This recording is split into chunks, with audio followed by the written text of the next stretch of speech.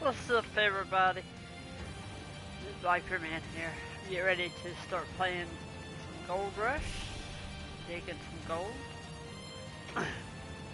Currently waiting on the Alaskan Road Truckers to make it the console. So until then, I figured I'd play a little bit of Gold Rush. Been not streamed in quite some time. I'm hoping to get back into it. But yeah, let's get started and let's dig some gold. So for the stream, we're just going to start a new game. Go with easy. Don't need a tutorial.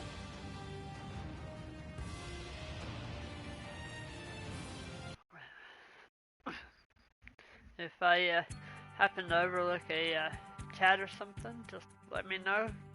It only pops up when there's a chat. I'm currently streaming on my console.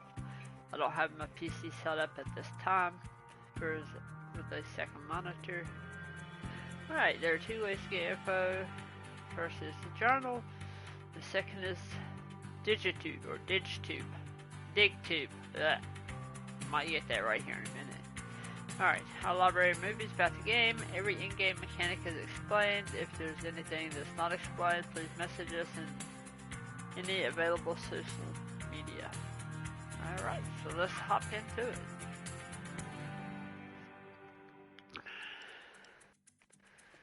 Let's hop in the old truck here. Now, one of the things I'm not going to do is I'm not going to take out any loans. The loans on here are absolutely ridiculous. I just don't think they're needed.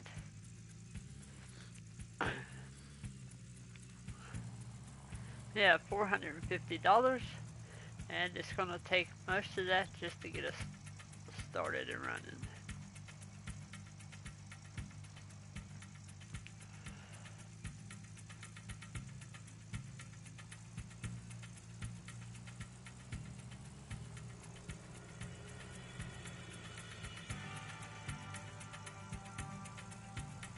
Drop down to the bank here. Need to check and see if the dollar mode is on, because I don't want that on.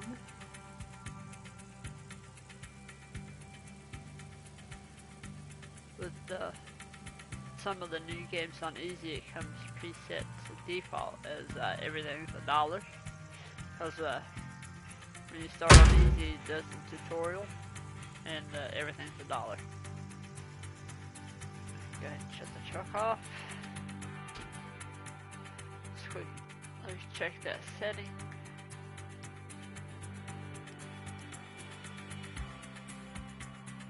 Okay, we're gonna disable that.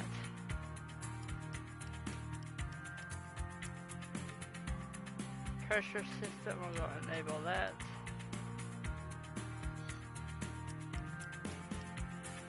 Machine values, we're gonna enable that.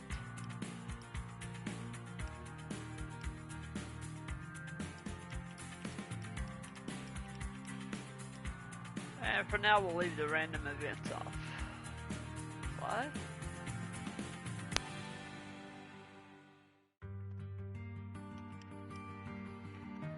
Alright, let's go get us a little piece of land to dig on.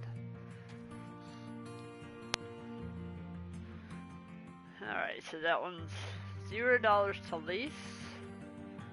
That one's $300,000 to lease. $500,000 to lease. And $800,000 to lease. So I guess we'll be doing this one for now. At least that one.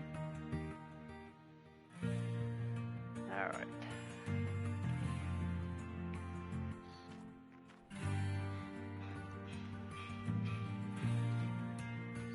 Head up to the little store here and get some supplies.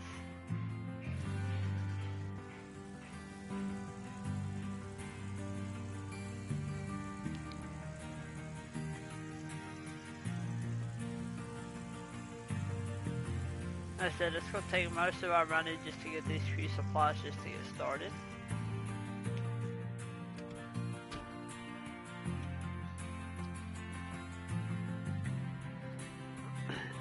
So we're gonna need a hog pan with a pump. We're going to need a sluice box cord, a sluice box extension, and 4 of these hog pan mats. And while I'm here, I'm going to go ahead and buy 2 buckets. That should be all we need right now. You'll find all your equipment just outside the store designated area. This area has limited storage space, so make sure you clean up before making a big order. Alrighty. So as you can see, that leaves us with $106.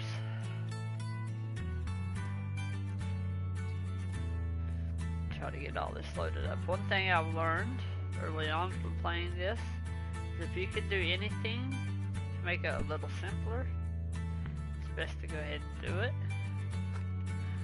So you can put these little mats on before you load them up, and you don't have to load them and unload them all manually and carry them around. They're just already on there.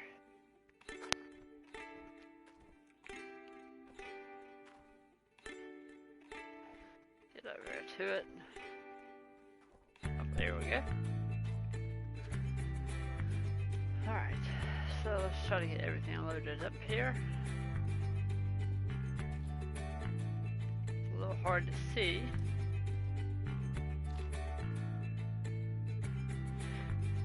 Y'all see why I bought the one with the pump here. You know, after a little bit of gold stug.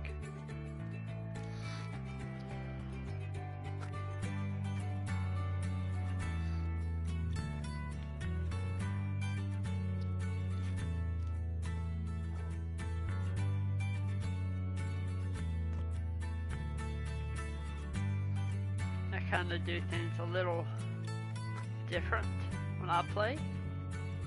Most people do things in their own way a little bit, but I kind of do things a little bit on my own way. Some other people may do it this way. I'm not entirely sure. There's loads of ways you can do it. I know most people tend to go get the tier 2 stuff right away, and then try to start saving up for the tier 3. But there's a couple pieces of equipment I want to buy as I'm buying my tier 2 equipment, or maybe even before it, just so that makes it go a little bit faster. And in this game, time is money, because the more time you have to dig, the more money you make. So we're going to drive out here to Old Arnold's parcel. Make a few little stops along the way. Alrighty, the blinking story notification on your screen means part of the story nearby. The closer you're to the story page, the faster icon is blinking. You can disable it at any time in the in-game settings. Okie dokie.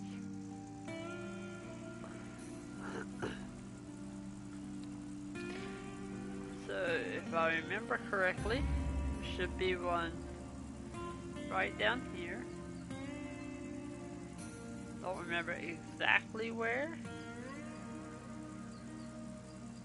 I know it's around here somewhere.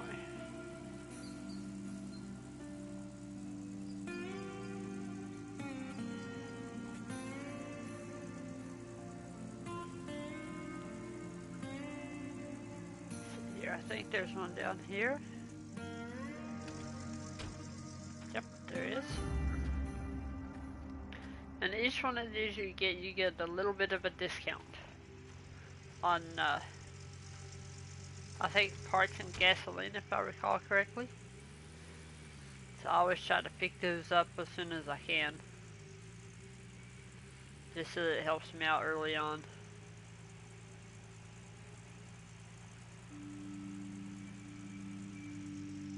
I don't remember if there's one down there or not. I'm gonna run down there and check real quick.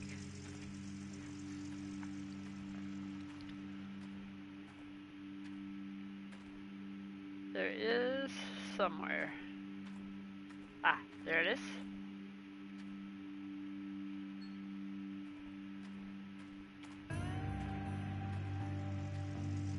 I'm not sure, but I'm wanting to think like every story thing you find is a 1% discount. Now, I could be wrong on that. I'm fairly still new to the game. See one over there.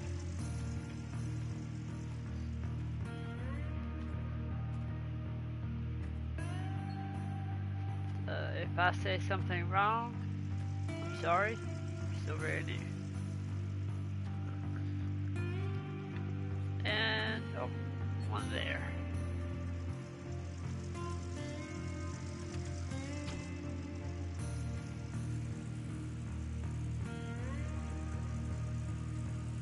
If I recall correctly, there may be one. Yep, right there.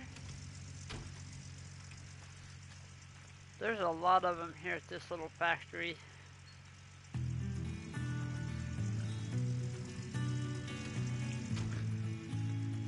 Alright, I think that's all of them done this way, but I'll drive down here just to make sure. Yeah. There should be one more on up the road here a little bit.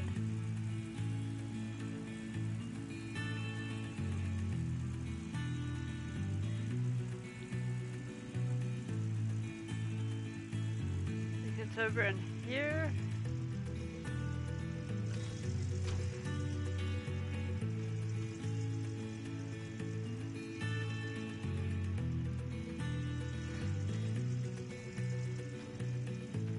I thought there was one more here. Could be wrong.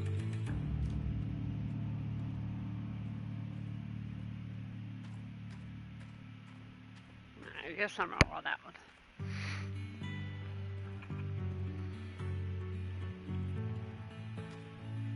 Let's check over here. Oh, here it is. I thought there was one close by.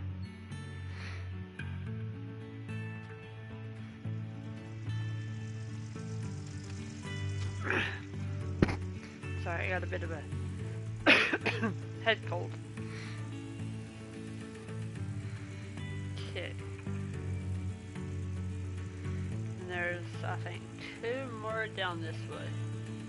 So we get close. There's one on the actual parcel, and there's one close to it. So we'll cut down this way. Park the truck here, turn it off this time.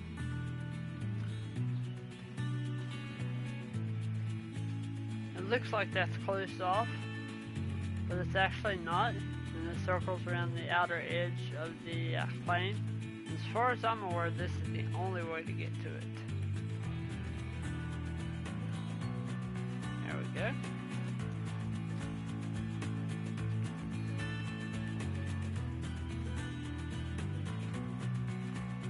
I grabbed a couple at the hotel while we was there.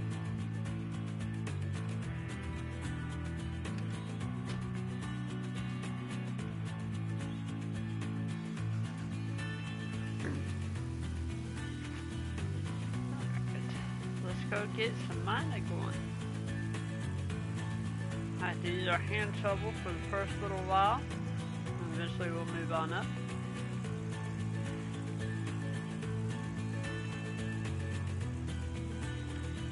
Save the nuggets I get to buy a piece of equipment most people would say it was too soon to buy, but I'm gonna do it anyways. Alright, so let's get all this unloaded here. Extension. Core. Oh, there we go. But I got stuck there for a minute. We'll run this little core over here.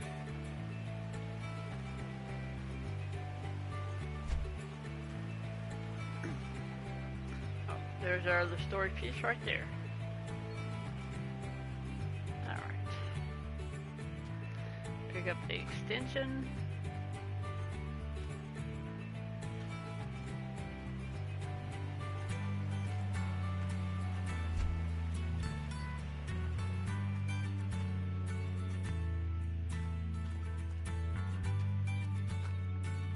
Pick up the pump.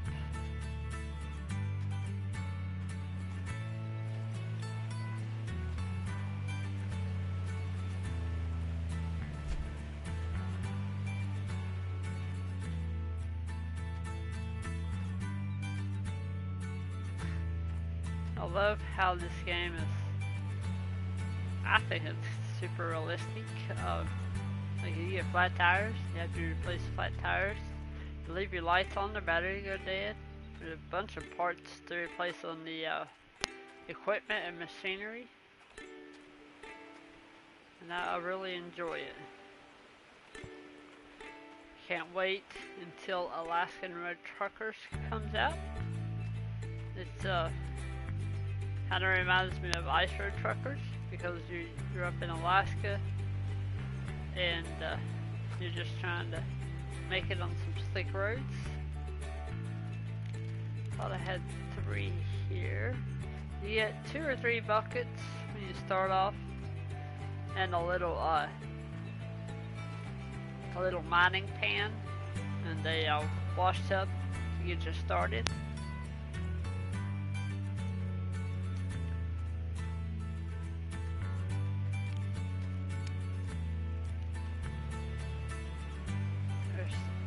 Bucket. Thought there was one more, but I must be mistaken. Or maybe each one doesn't come with 3, I'm not sure. But I'm pretty sure on my original one it came with 3. But 4 will do. 4 will do just fine. They'll give us a nice start, something to work towards. Alrighty. So, what we're going to do, we're going to dig until that gets full or almost full, and until all these little mats say that they're 100%. And we'll have to take a bucket of water and dump it in there about 3 times for every full container. This is the slowest part of getting started, is that doing everything by hand.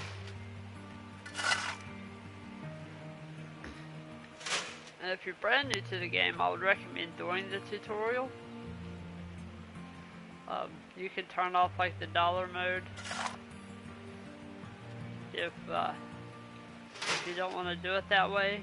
But if you do the tutorial, it will walk you through like different parts of the processes, and you'll actually get some pretty decent pieces of equipment to get you started. So if you've never played, I would recommend playing with the tutorial and leave the dollar mode on for a little bit, let it help you get some pieces of equipment, and then it seems like it's just too easy. You can start you a new save once you've done the tutorial and turn the dollar mode off. I would recommend easy. Okay, here we go. You're lucky. You found the golden nugget. They exist, so the beginning of the game would be easier and progress would be faster. If you don't want to use any, that's the option we recommend.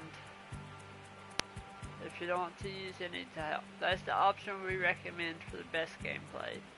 And reject the nugget. You'll never find one again. If you change your mind at any time, you can change it in the game settings. I'm going to keep it because the little nuggets you find are super helpful when you're getting started. And the more you find, the bigger they get and the rarer they are to find. Alright, we got a full thing here. Go ahead and get some water going on.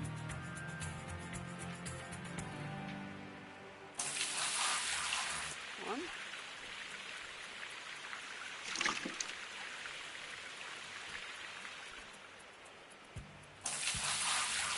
2.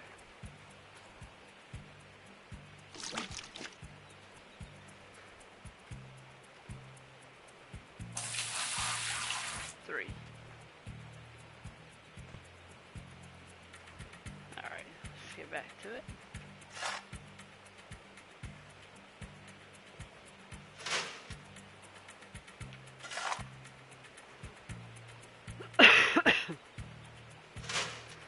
You can actually do this from a little ways away. You're not like digging out right in front of it. But after a while, you kind of got to run back and forth. You gotta watch for little holes, so sometimes you get stuck in them.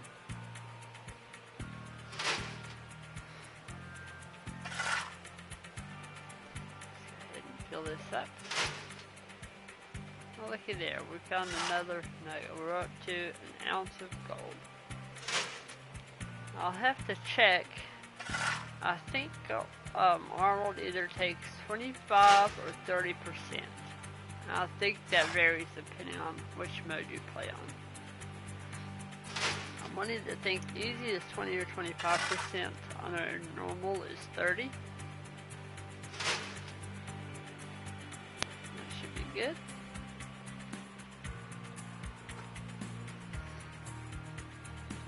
Go ahead and get us another couple of buckets of water.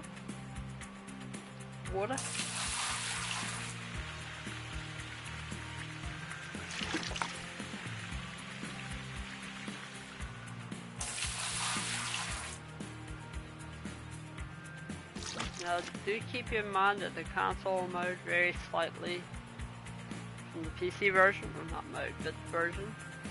I know on PC version, I've heard a lot of people talking about using a drill. You know, once you get so much money to make a lot of money and buy like the best claim, but that doesn't work on console. You don't get any nuggets or any gold for drilling. You have to mine it.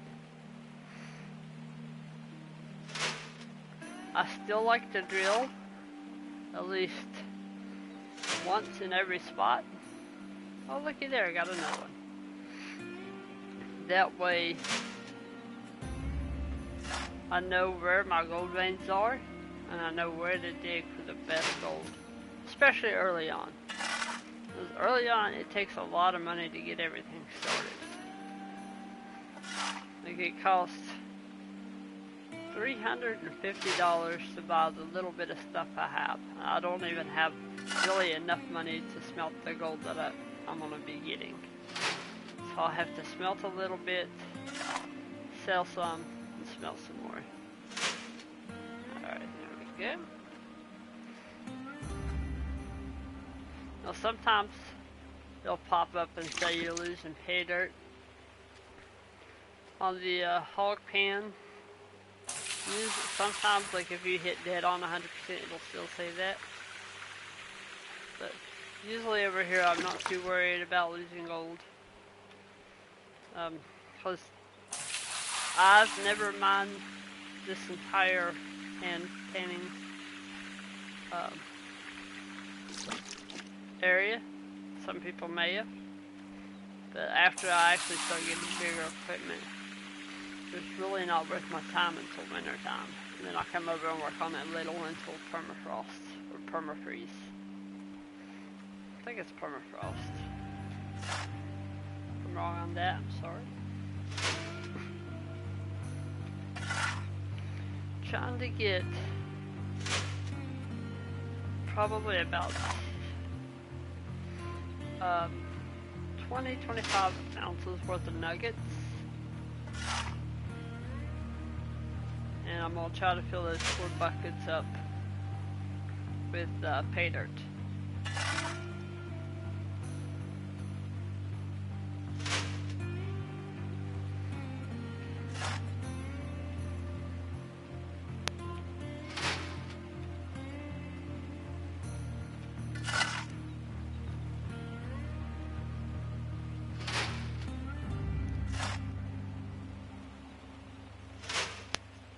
Three,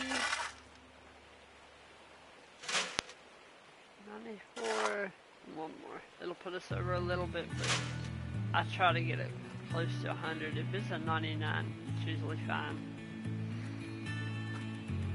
But it takes about 10 times of doing this before your mats get full, and then usually you have to do an extra scoop. So.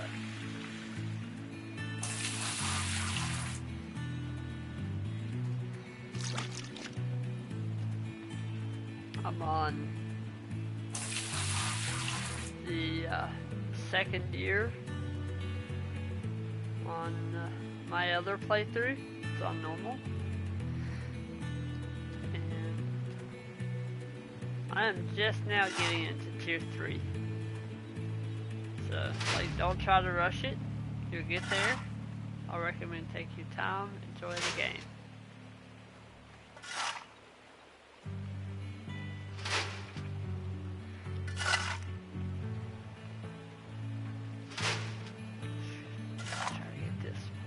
We're about 30% on our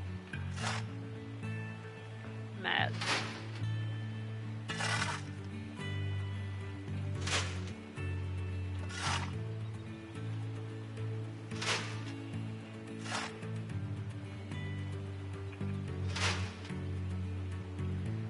And the one thing I like about the nuggets is that you don't have to pay on your nuggets. You only have to pay on the gold that you process. If you find a big nugget, I think on my other one, I think the biggest I found was a 20-ounce nugget. You don't have to pay 30% of that, or 20, or whatever it may be.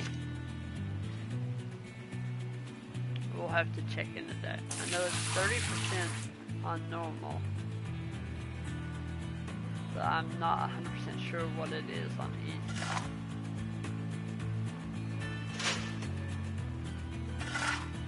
Another nugget.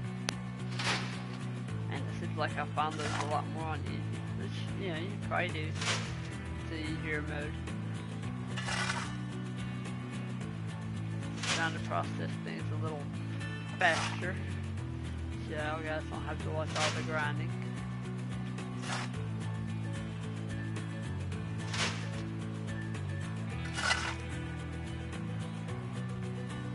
Couple more shovels. Move around a little bit.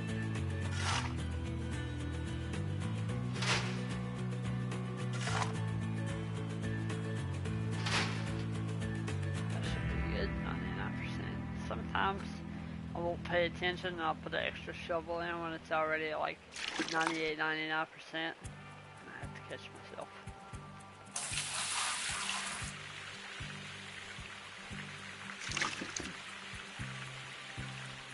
3 buckets.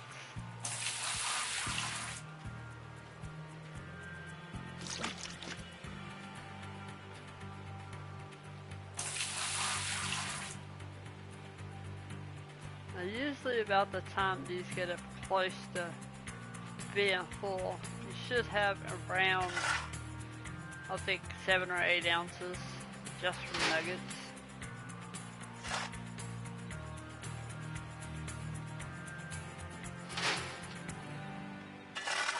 See, the more you find them, typically the bigger they get. I mean, sometimes they'll be like a little bit smaller than the previous one, but in general, they typically get bigger and then they get harder to find. But they're great to get you started.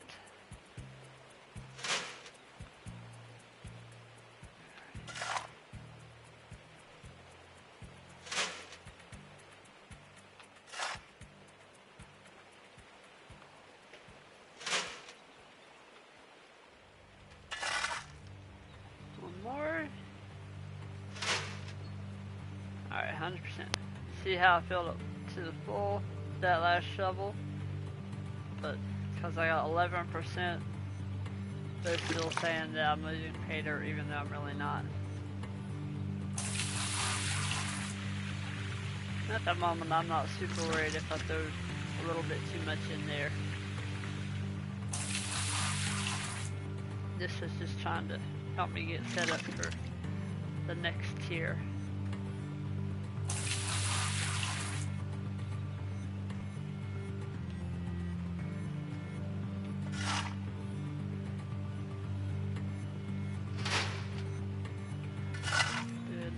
It's usually about 10 scoops to fill it up. Sometimes, if you're lucky, another nugget, you can get about 11% per scoop, and you can fill it all the way up on 9. But usually it takes about 10.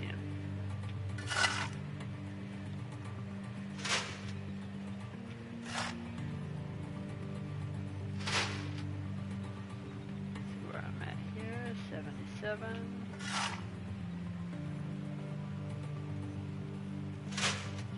80. 90, 99. That'll do.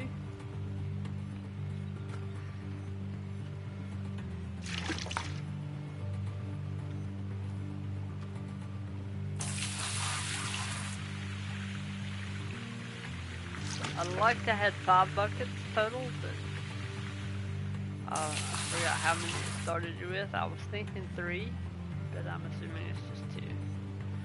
I just remembered wrong.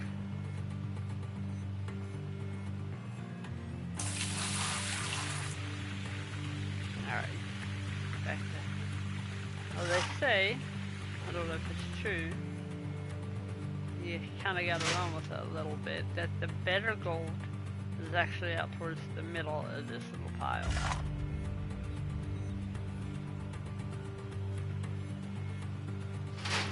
I've never tested that theory. Maybe one day I will.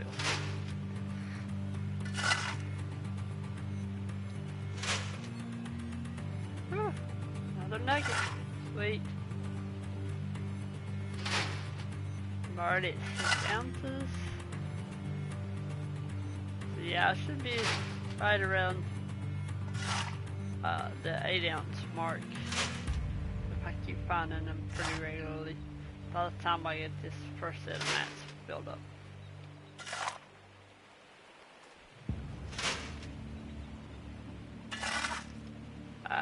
Well, it'd be alright. Paying attention, there's a little bit too much in there.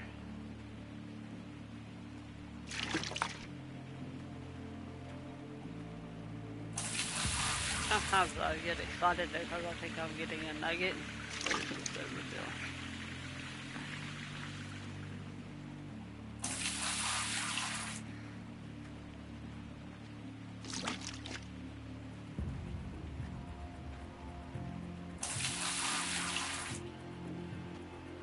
Yuck. Should get us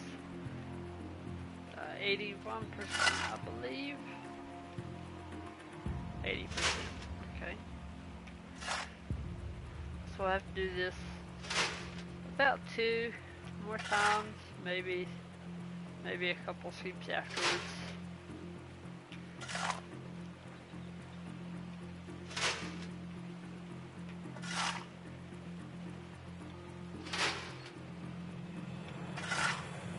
Another nugget.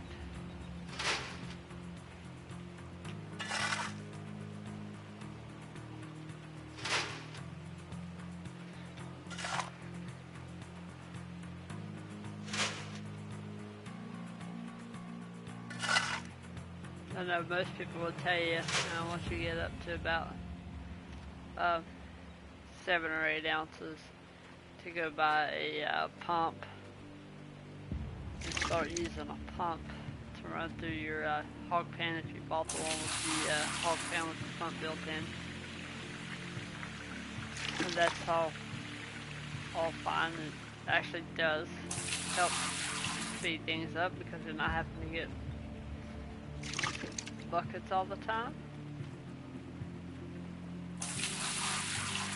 But I'm just going to keep doing it this way for a little bit.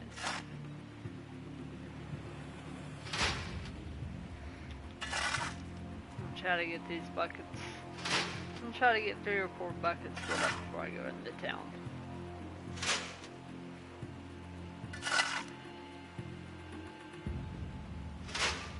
That way maybe I'll have enough to get the one piece of equipment that I want to get, plus a pump and a hose.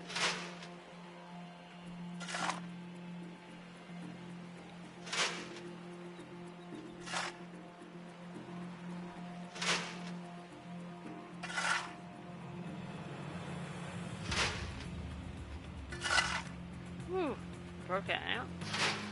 1.27 big nuggets. Sweet.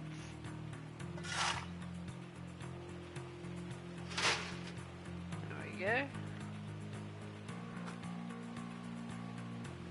don't know if I got water at last time or not. Let me go ahead and just make sure. One.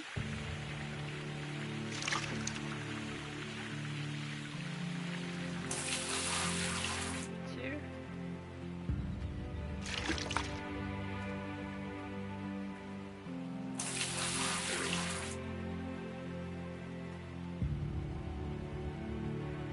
So this can put me at 98%.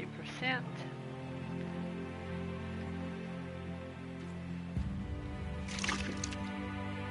ahead and get that ready.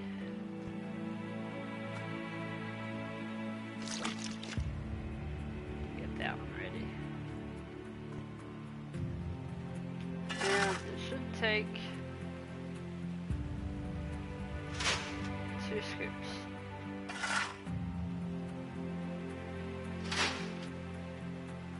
Because usually you do about 10 scoops per pan, and then for every pan you usually get about 10%, so it's about 1% per scoop. A little over, but not a big deal breaker. Alright, so we just grab these up.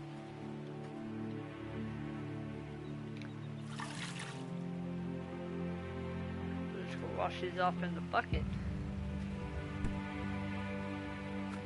And once you get a little further along in the game, once you start setting up for tier 3, or tier 4 depending on how do it, I always keep my hog pan and set it up when I set up my tier 3, but there's a little machine that will wash these for you, and it actually does really good, especially with the bigger mats for the bigger sluice boxes. Alright, so we'll go ahead and grab another bucket and put water in it. We'll set it right there. And it doesn't really matter if your buckets turn over, everything stays in it. I know it's a little unrealistic on that part, but in a way I'm kind of glad, because some of the buckets, once you get into the bigger machinery, have a lot of gold in them. It would suck to lose all that.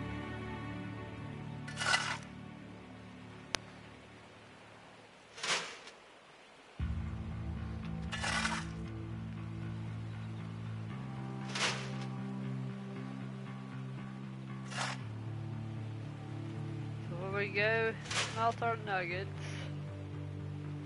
we're gonna have to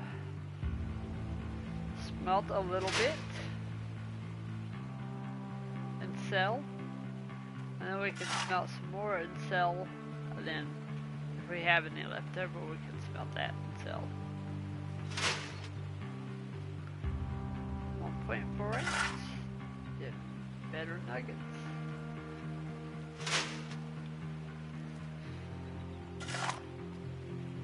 I would like to go to town with about 25 ounces just in nuggets. I don't know if I'll get that much by the time I get all these done. But I'm already up to 9.5. But as you find them more, they do get rare.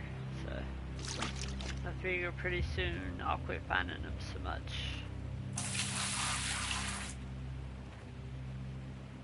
Oh, come on, I didn't want to do that. Alright. Do 10 more scoops. I know it's a little repetitive, but we'll get there.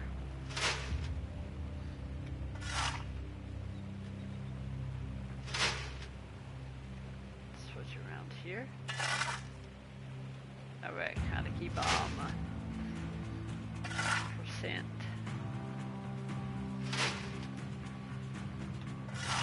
Now I will say after a while, you'll get all this dug down. And you'll have to come back here so far, get a shovel, and then run back up here and dump it in.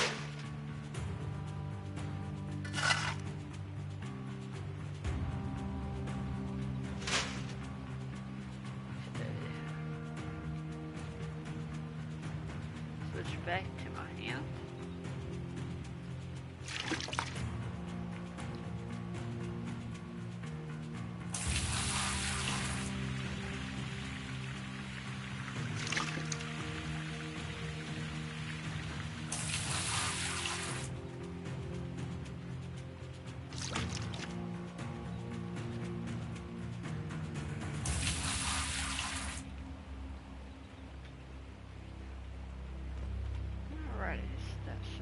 Up to 20% or close to 18.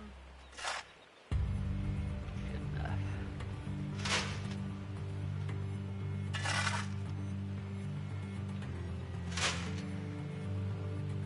Ooh, another nugget. I love it early on when you find them a lot. Like you'll find so much here and then they'll start getting rare. And then when you go over to the other spot, start using like an excavator, then you'll start finding them pretty quickly again, but then they'll slow down again, but they'll also get bigger. The biggest one I've ever found was 20 ounces.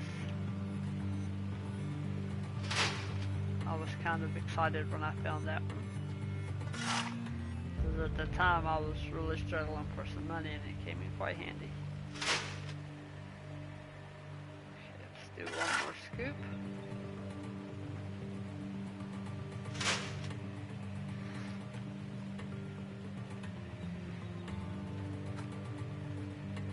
Run another bucket of water.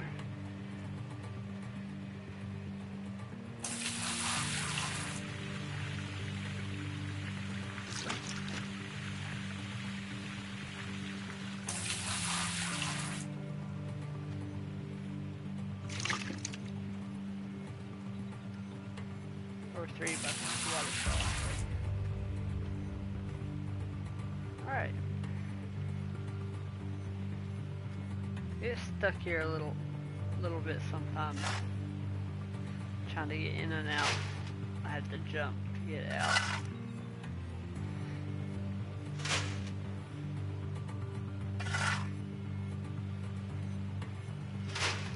So if I get up to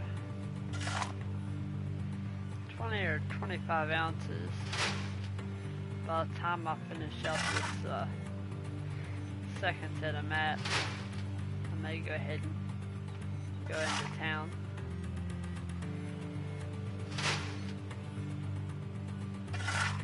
.89. Sometimes they're a little bit smaller than the previously one, but in general they get bigger as you go. And sometimes they vary a little bit, one may be a little less than the other one. But as you go, they tend to get bigger and then more rare.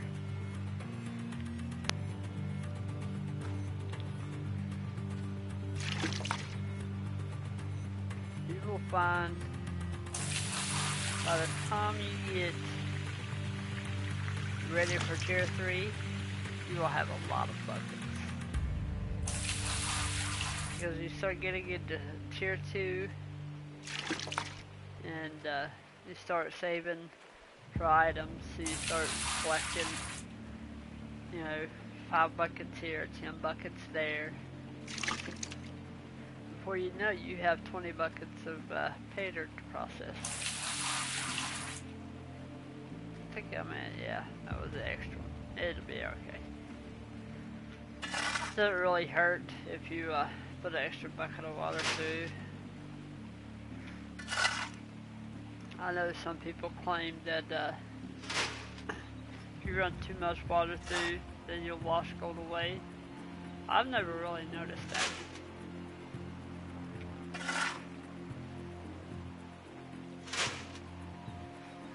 Because I've turned the machines off, and there was the master full on the bigger machines, and I've left it running. You know, even while it was just, even if the master wasn't full, you know, and they usually equal out about the same. If it is a difference, it's just very slightly. It's not enough for me to really worry about.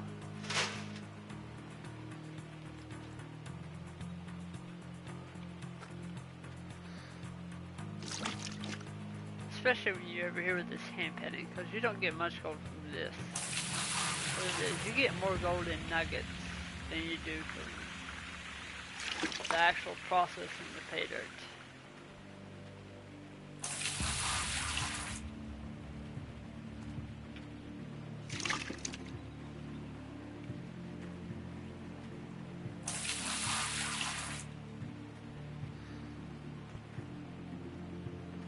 Now if you buy the hog pan without the pump, you'll be able to smelt a little bit more gold your first time. And you may not have to sell your second bar to process, you know, what's left over out of your third one, if you have a third. I know off the start you can process 20 ounces or smelt 20 ounces at a time. But like when you first start, you'll, like when you have $106, you have to process maybe a half an ounce or an ounce. Go sell it, and then I don't know why I keep saying process. Go smelt some more, go sell it, and then if you have anything left over, go smelt it and then sell it. If you don't buy the hog pan with the pump, you can typically smelt more on your first go than you can without, because it's like an extra 50 or 100 bucks. And then if you don't buy any buckets to start off with, if you just use what they provide you, then that's an extra $10, $15 depending on how many you buy. They're $5 a piece. Excuse me, I gotta get a drink real quick.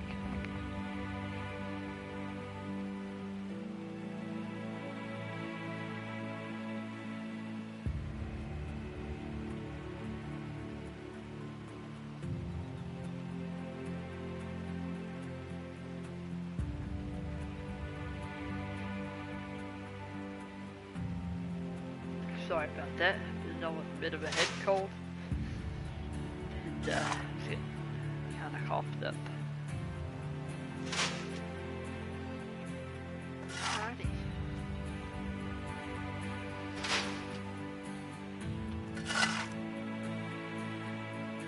Don't think I'm gonna get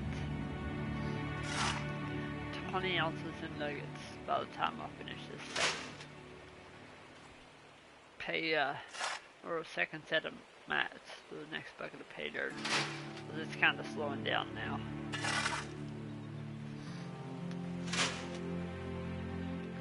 Dark. Flip on my flashlight so I can see. And if you don't like working in the dark, there's a little camper over there. You can go and sleep until dawn the next day. Um,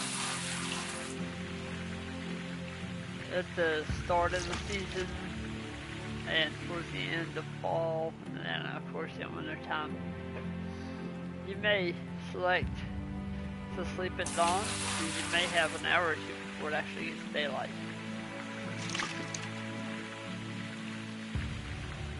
Put this last little thing in there, should be enough. Usually my first day or two, I just work straight through the night.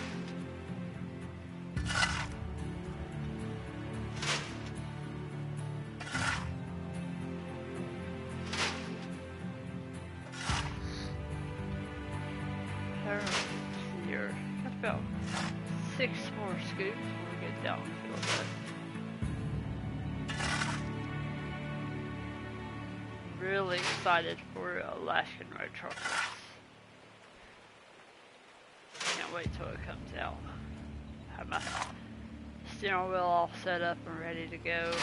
Got a Logitech G923 with an 8 shifter and triple pedals. I'm hoping it supports all that. I love to use it on American Truck Simulator. I set up the sequential shifter. I think I said the wrong thing. But anyway, so you go through the first 6 gears, flip the switch. Go through the second 6 gears, flip the switch.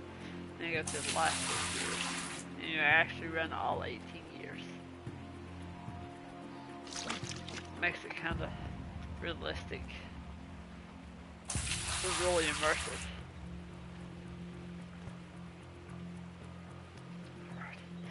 70%.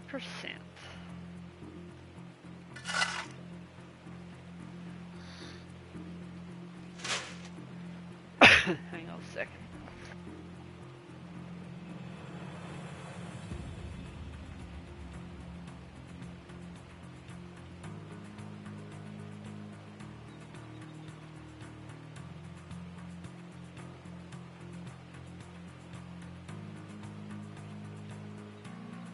Whew, sorry about that. I keep getting coughed up.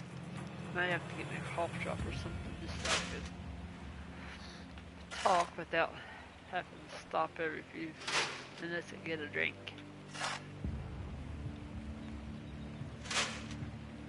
40, 50,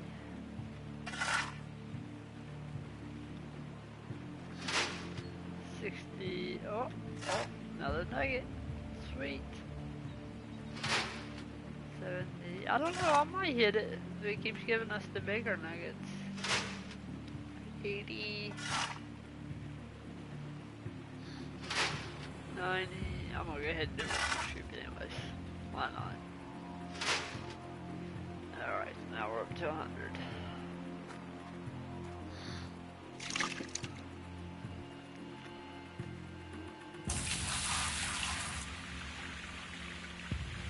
So you can take out a loan when you first start, and that way you'll have money to process your nuggets and buy a water pump. If you buy a water pump, you get the little dairy can, get some gas. You can actually hook a small water hose to the back and then just run water straight through, and all you have to do is shovel.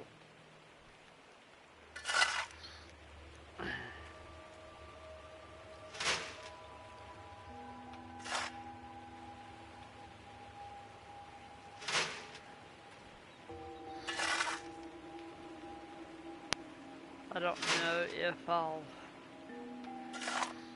get that far or not on this side. But I'll definitely keep my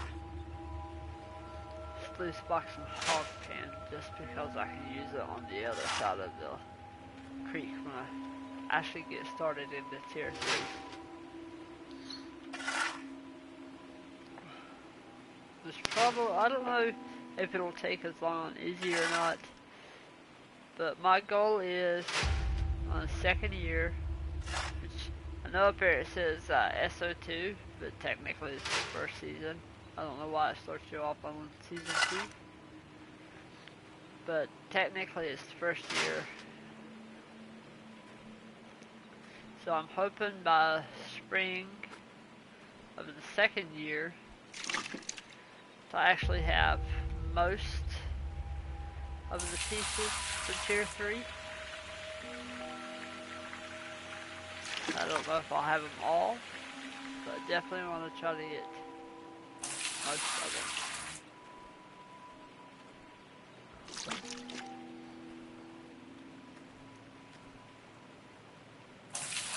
I just started tier 3 on my normal mode save. And I had almost enough stuff to start using it as soon as springtime came. Which had actually came over on this side and run the hog pen over here. I probably could have had enough money for everything and been able to and got everything ready so I could set up and start right off the go.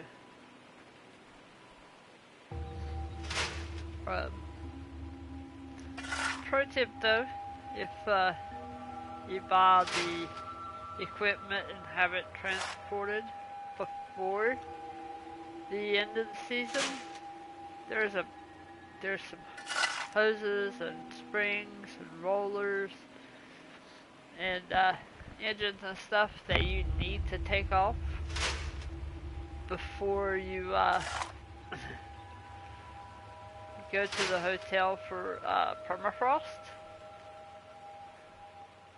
And because if you don't, you'll come back and you will have to buy those parts because they will break during the permafreeze or permafrost. And then you have to go buy all those parts as soon as your season starts. I learned that lesson the hard way. I put up a lot of stuff, but there was a few pieces I missed, and I had to go back, and I had to spend probably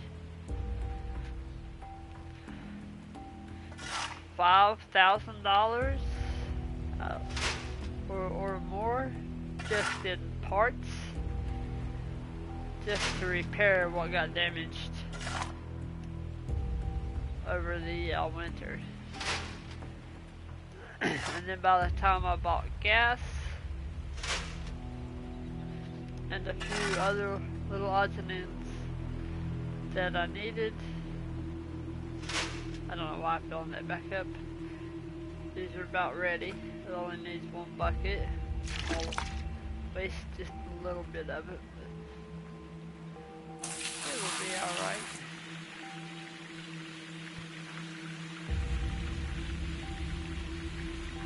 See, the thing about the water pump, if you're doing this,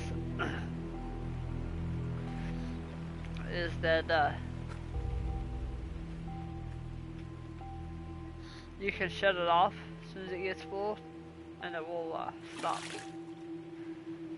And that way you don't lose any pay dirt. When it pops up like that, it says you're losing gold, you're losing pay dirt. You're not actually losing gold out of mats that I have seen.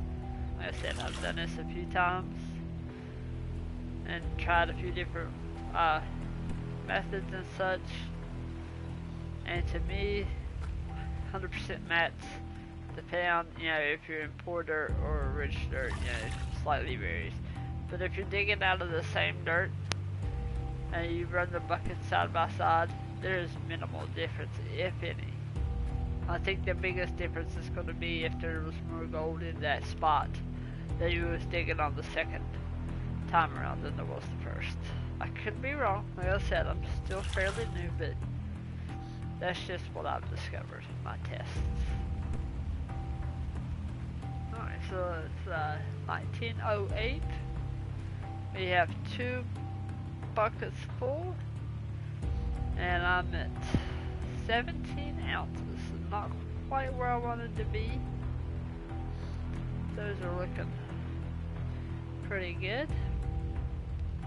Another thing you'll notice as you go along is you'll know which buckets have the better pay typically, because you'll have some buckets that look like they're not quite full. You'll have buckets like this, and then you'll have buckets that are like only an inch away from the top. The buckets like this is typically good gold. The buckets that have less than this is typically not very good, and then the ones that have more are your better gold, or have better gold in them, shall I say. Let's go ahead and run another set. Just run through until dawn. Get over here where I can work.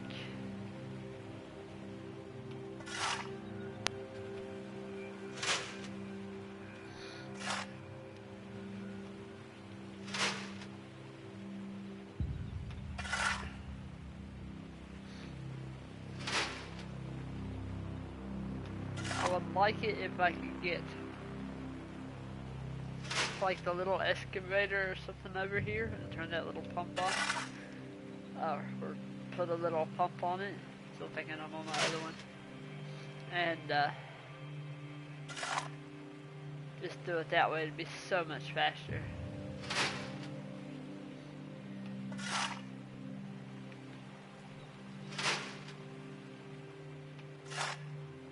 That should put us right at 100.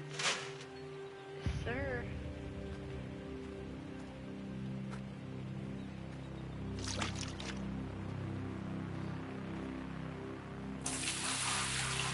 Buckets of water.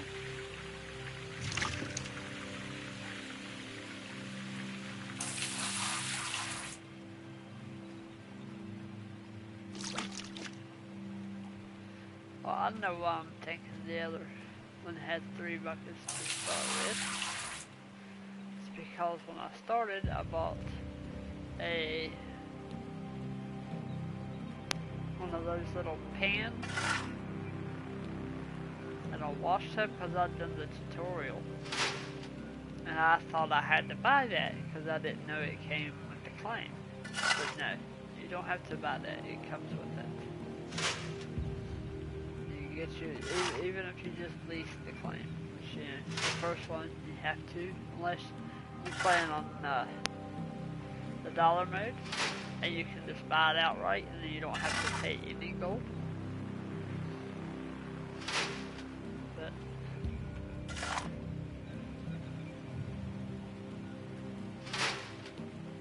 I'm playing on easy mode, but I have the dollar, everything's the dollar turned off.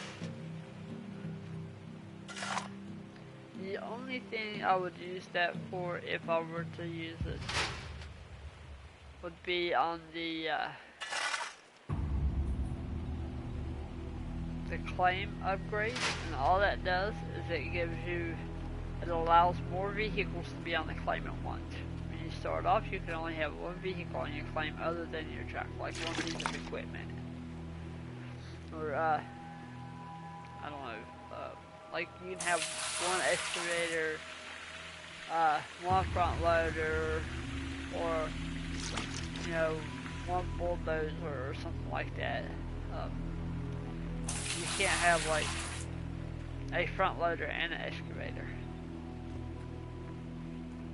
So, I don't think you should have to pay to put equipment on a claim, especially like later on if you outright buy the claim and it's yours. You shouldn't have to pay $20,000 just to be able to put another piece of equipment on it.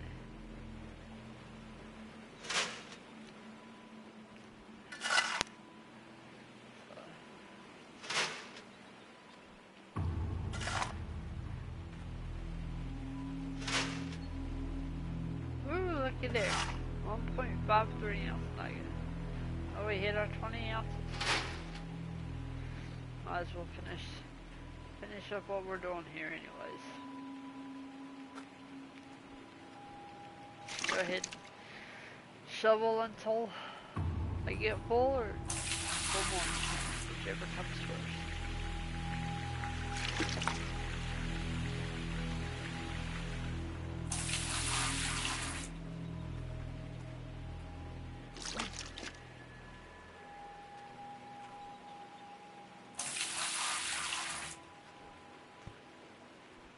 So it took us about 2.25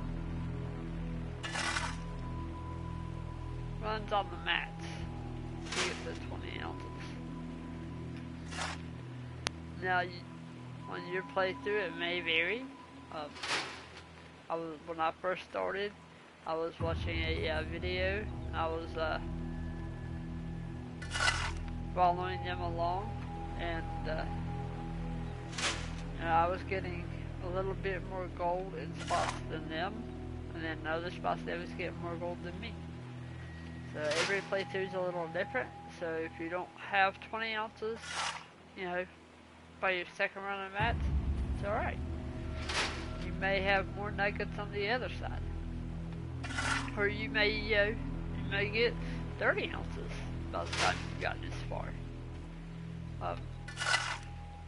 No, probably more like 25, not 30. But still, it varies between each gameplay, and I think it also varies between, if you play on normal, hard, or easy.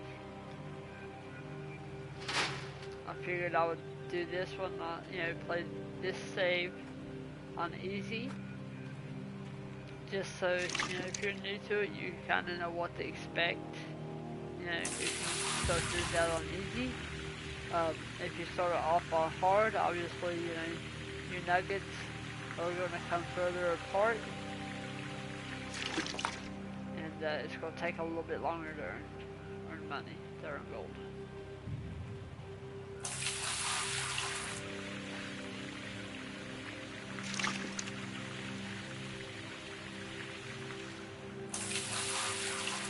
Sometimes I wonder if I'm still losing a little bit of gold. But every once in a while I'll see like a little shiny spot go right past the mat there. I just wonder if it actually catches it at the very last second, or if it goes on down. Because as you level up between tier 1, tier 2, and tier 3, each tier you get better gold out of the same amount of dirt, if that makes sense. Like, over here, you may get 2 ounces of gold out of a bucket, give or take a little. On the other side, when you start your tier 2,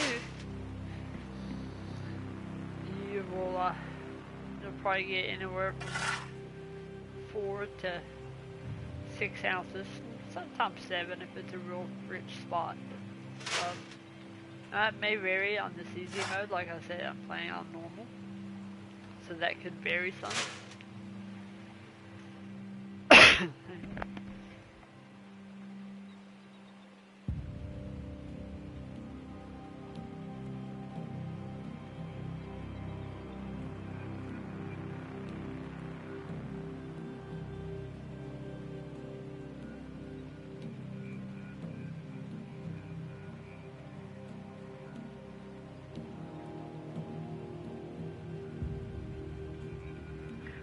Sorry about that. Had to get me a cough drop, so maybe I'll quit coughing. Give me just a second there, and I'll get back to digging.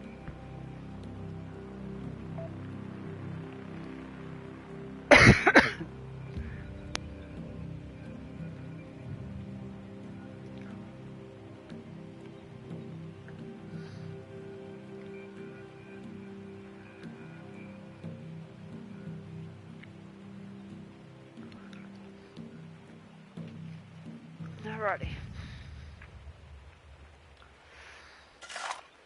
What do I do? Crouch down? Yeah, there we go.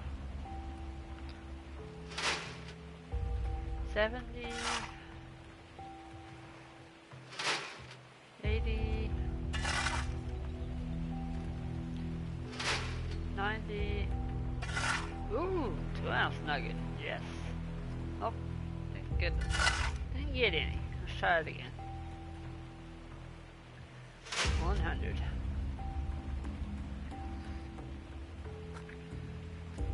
Run out 3 buckets. This game is kinda grindy. Like all you do is dig gold, and then get better equipment to process the dirt better and more efficiently. But I like it. I've been playing a lot.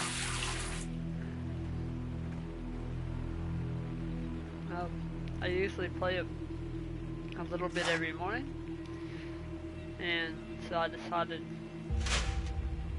I haven't streamed in a while. I play about every day. Might as well stream.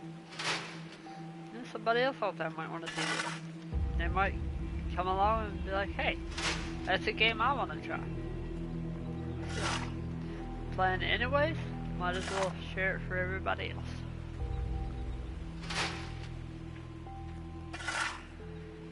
Scoops here.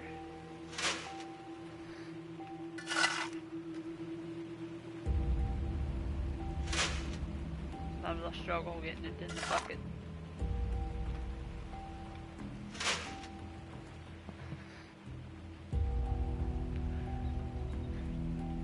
Bri, what's up, buddy? If I missed chat before, I'm sorry. It's supposed to pop up on my screen, but I haven't seen it. How are you, my friend? How was things? How was life treating you?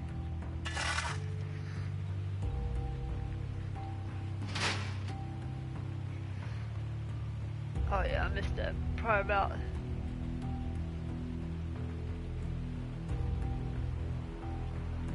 Yeah, it has been a while. Things in my life has gotten better. I have a set schedule now, and so I wanted to get back into streaming. I miss some of the people I used to talk to and play with. So I was like, I'm gonna get back into it. Yeah, it's been a minute.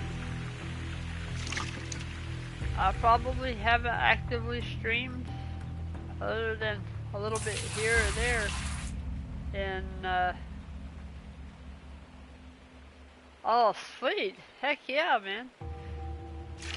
Man, has it been that long? Man, where does the time go?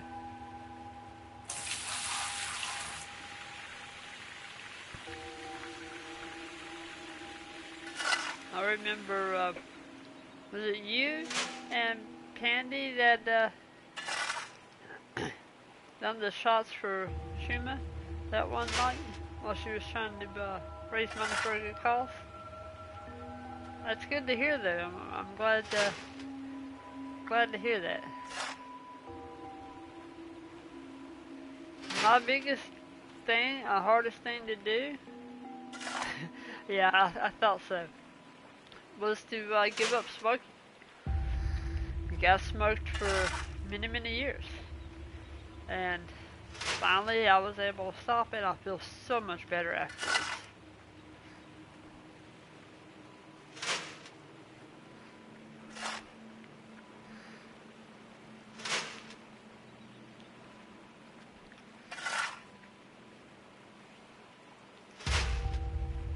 One more scoop.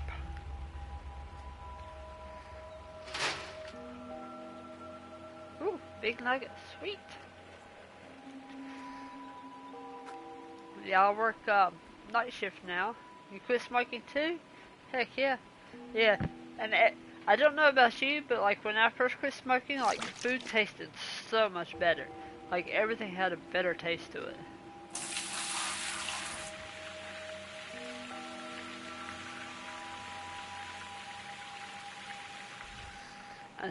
I put it on a little bit late when I quit smoking actually, but afterwards I was able to get rid of it.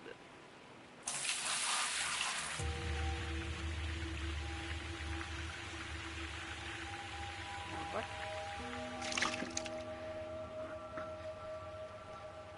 yep, food tasted better. Oh, I still cough a little, but I think that's mostly because I have a head cold, and sometimes, I guess where I smoked for so long, when I go out first thing in the morning and that cold, fresh air hits my lungs, I cough. But like as for just having that non-controllable smoker's cough all throughout the day, I don't have that anymore.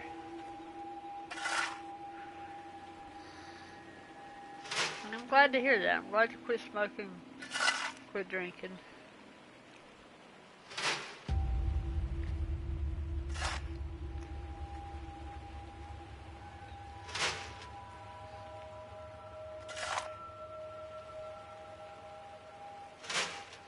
Couple more scoops.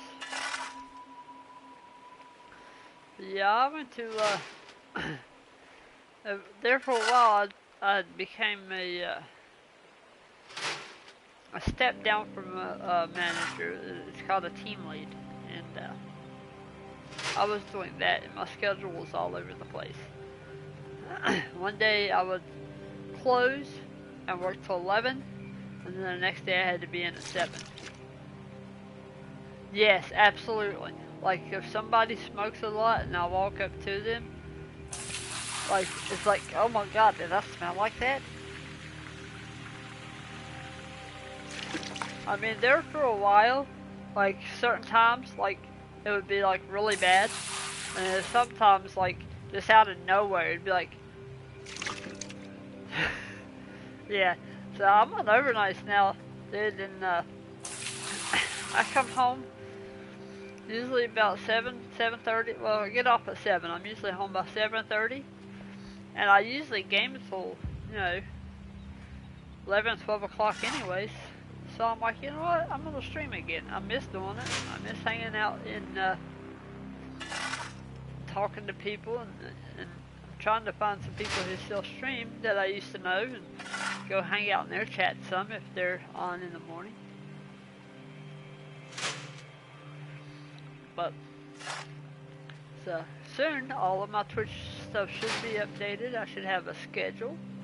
I'm gonna attempt to stream about 4 hours a day, 5 days a week on the days that I work, and then on my off days I'm gonna keep them as off days just because I don't want to get too burnt out. But I've been playing the heck out of this game. I absolutely love it.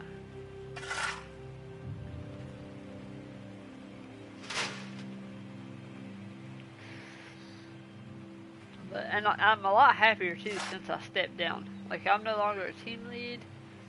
I'm just a regular associate now. I come in, I stock the shelves while the store's closed. I don't have to deal with rude, grumpy people. And man, I'm happy when I come home now. So, you work in a lab. About a year and a half ago, our lab manager quit. They still haven't hired one. My partner and I have to be the manager, but without the extra pay, oh man, that sucks. I mean, if you have to do their job, you should be getting paid for it.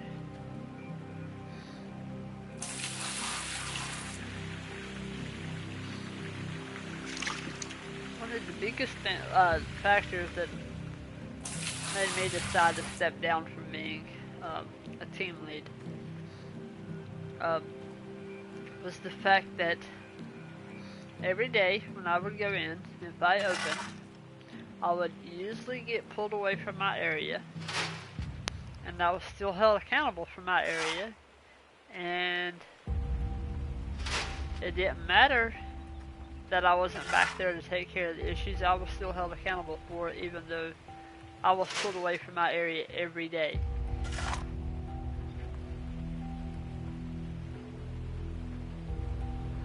It is a lot of responsibilities and a lot of headache. Because if somebody else messes up, like your boss comes to you and you gotta take heat for it. Whereas when you're a regular associate, you mess up, you just gotta take the heat for you. You don't have to take the heat for the whole team.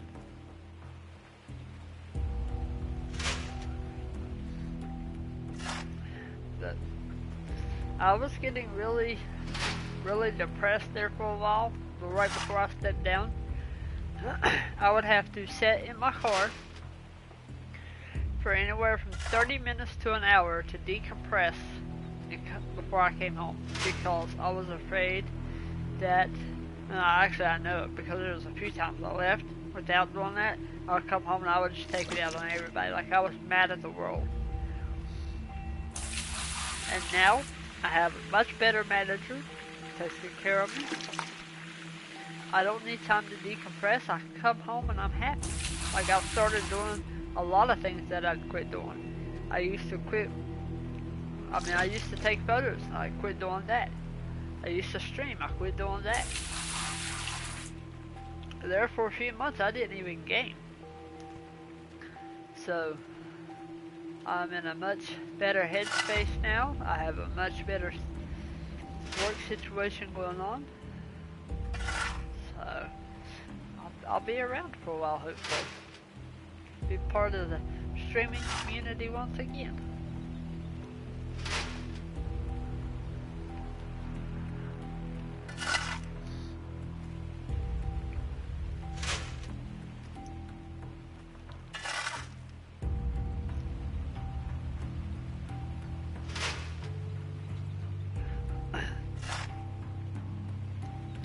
Sorry if y'all can hear that, I'm kind of sucking on the cough drop to keep from coughing so much with this head cold.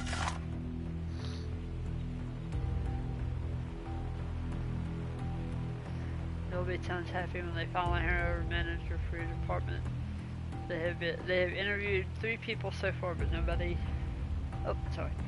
But so far, no luck. Yeah.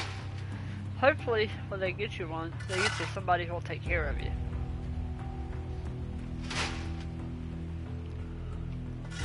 Like when I was a team lead, I bent over backwards for my crew, and I took a lot of heat for them sometimes when I shouldn't have.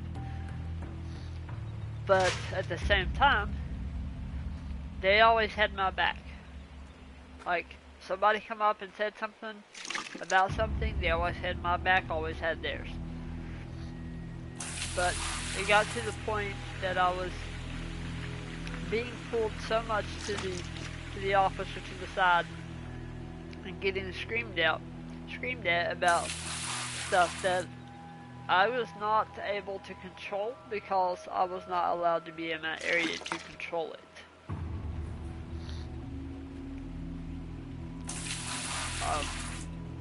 The department I took over was 10 times better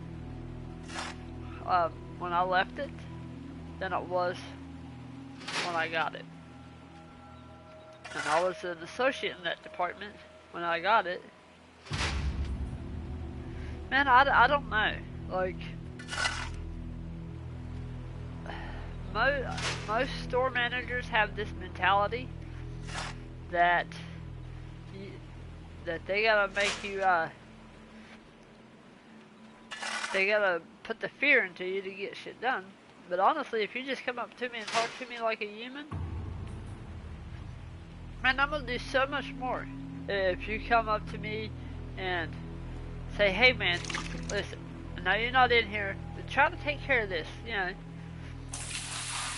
And, you know, I understand you're not in your department, and just whenever you get time, look into it. Yeah, talk to me like a human. I'm not a dog, I'm not a piece of trash, don't talk to me like that. And the manager I have now, man, he is so cool. Like, I wish I would have went to his shift as soon as he went to it.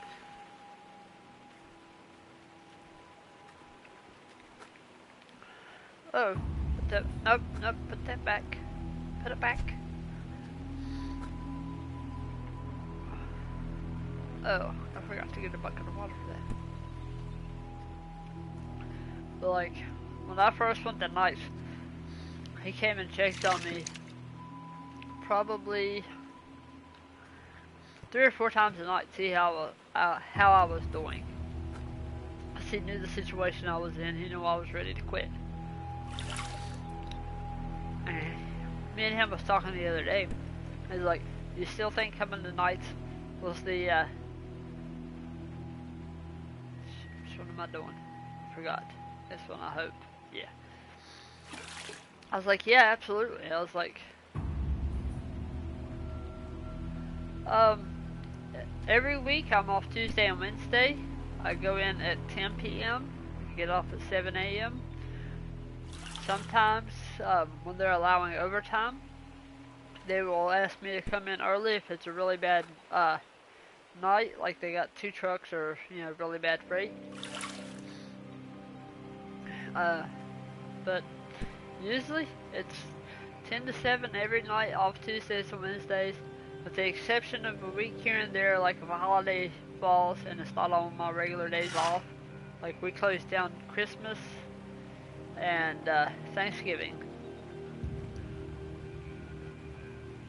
Hour of unpaid lunch, yep.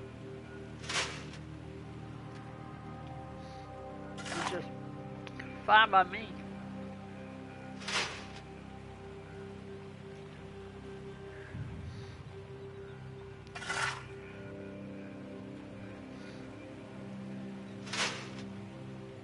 I used to work at one place where they paid you.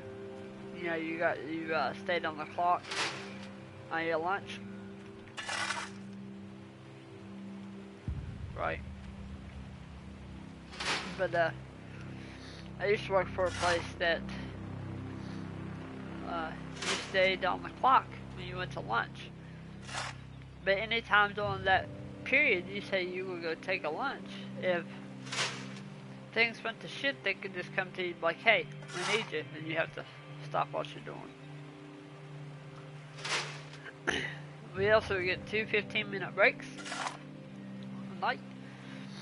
I'll usually take the one at the end of the shift. Usually the one at the beginning of the shift, I just work straight through. Like I get so focused, I just work straight through it. Don't even realize it 90% of the time. I'll look at my watch and it'll be almost lunchtime. I'm like, "Oh man, I never took a break."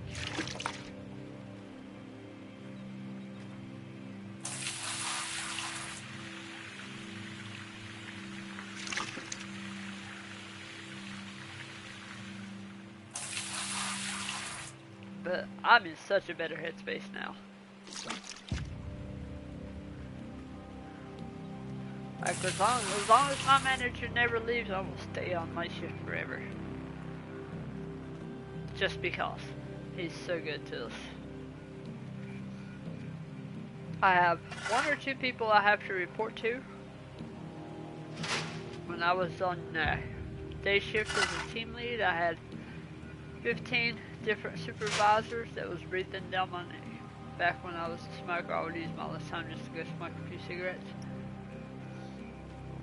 The thing that I don't miss the most about smoking, this may seem a little odd, but the thing that I don't miss the most, other than the fact that I can breathe, is I don't have to go out and stand in the cold anymore to smoke cigarettes. I'm like, I freeze to death. Like I'm anemic. Like it can be 65 degrees. People be wearing a tank top. I'll be in a hoodie. I don't miss having to go outside and smoke in the middle of winter time just to go get my nicotine fix. Like that's one of the biggest things that I'm happy about, is that I no longer have to go outside when it's like 10 below just because I want a cigarette. Never miss a cold. Oh, hang on. Never miss a cold. I do like the cold better than hot. That's true. But for me, to be hot takes a lot. Which I've heard I could take iron pills and it would help. So where I'm anemic, like, it takes a lot to get me hot.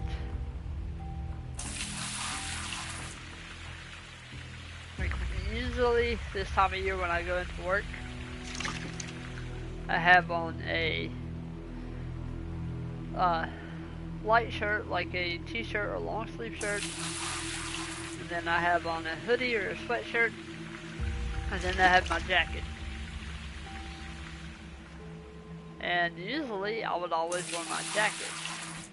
Now that I'm nights and I work my butt off, which, like I said, I love it. I love what I do. And but I get a little heated up when I'm running freight because I'm hustling pretty quick, and I'll shed a couple of those layers.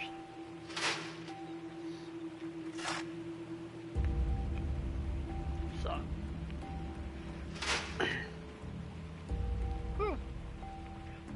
Found a 1 ounce, 1.67 ounce nugget.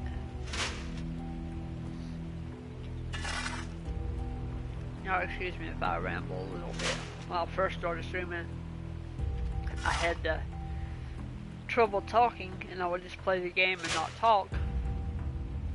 And nobody would come in and talk to me. But now I just don't know when to shut up.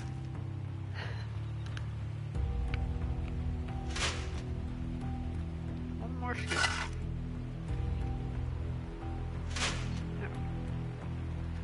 Need to find a bunch of nuggets. Just yeah. I keep hoping to hit that Powerball so I can retire. It's been a minute. I still talk to her. We haven't hung out in quite a while though. We just kind of went our own way. Especially once I became a team lead, my schedule was all over the place. And like I said, I wasn't in a good headspace, and I just kind of didn't talk to anyone or go do anything. I just went to work and came home. So, but hopefully those bridges aren't burned, and we can get back into back to where we're talking more frequently, and maybe hang out one day. Well, we still talk some, but not like we used to. But that's mostly my fault. Like I said, I was in a bad headspace, and I just wanted to come home and go to sleep. And a lot of times that's what I would do.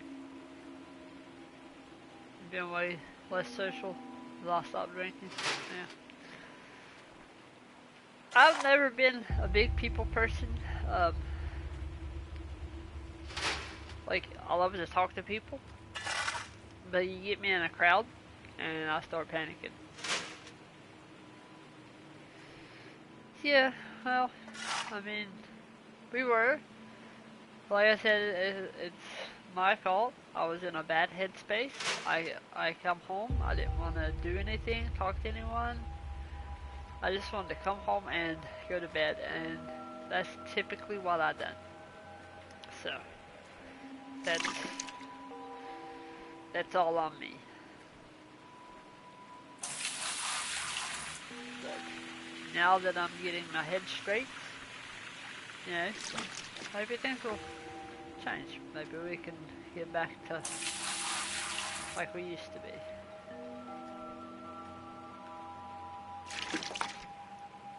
So.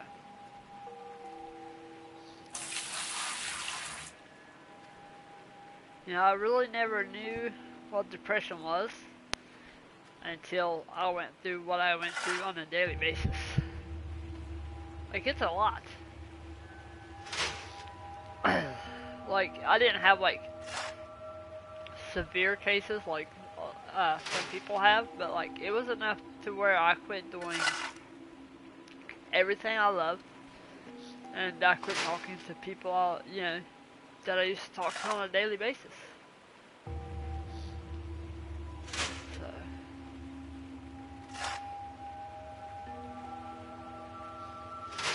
Luckily, I was able to get out of a bad situation, and things got better. Because before I went, yeah. Oh yeah. Before I went to nights, like I was seriously doing everything in my power so I could quit. I would take a whole payday, keep enough money to eat and gas, you know, just to get back and forth and work, not going anywhere, doing anything. I would take a whole payday and just pay off all my credit cards, just so that I could quit. And I got a lot of it paid off that way too. But now I don't really have to worry about that.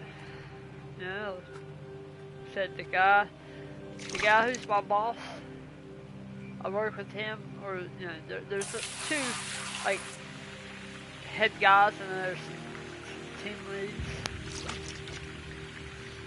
But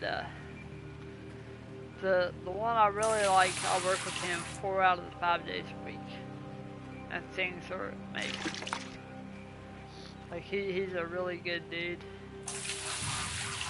and I think if he left and went to like another store or another department, I would follow him. Like I'd be like, hey, let me go with you, just because he's that good of a manager. Like he understands. And like right before I quit, I came up to him one day because he was the one who helped me get the team lead. He was my mentor. I was like, man, I'm ready to quit. I was like, can I please come tonight? I said, I've got to get, you know, out of the position I'm in. I need to get my head straight. So we talked, and he told me the steps I needed to take, so that way later on, if I would change my mind about it and want to step back up, I would still have that option, and that way I wouldn't burn any bridges or anything that way. But as far as the foreseeable future, I don't see me ever taking one of those positions again, unless he is the direct person I'm reporting to.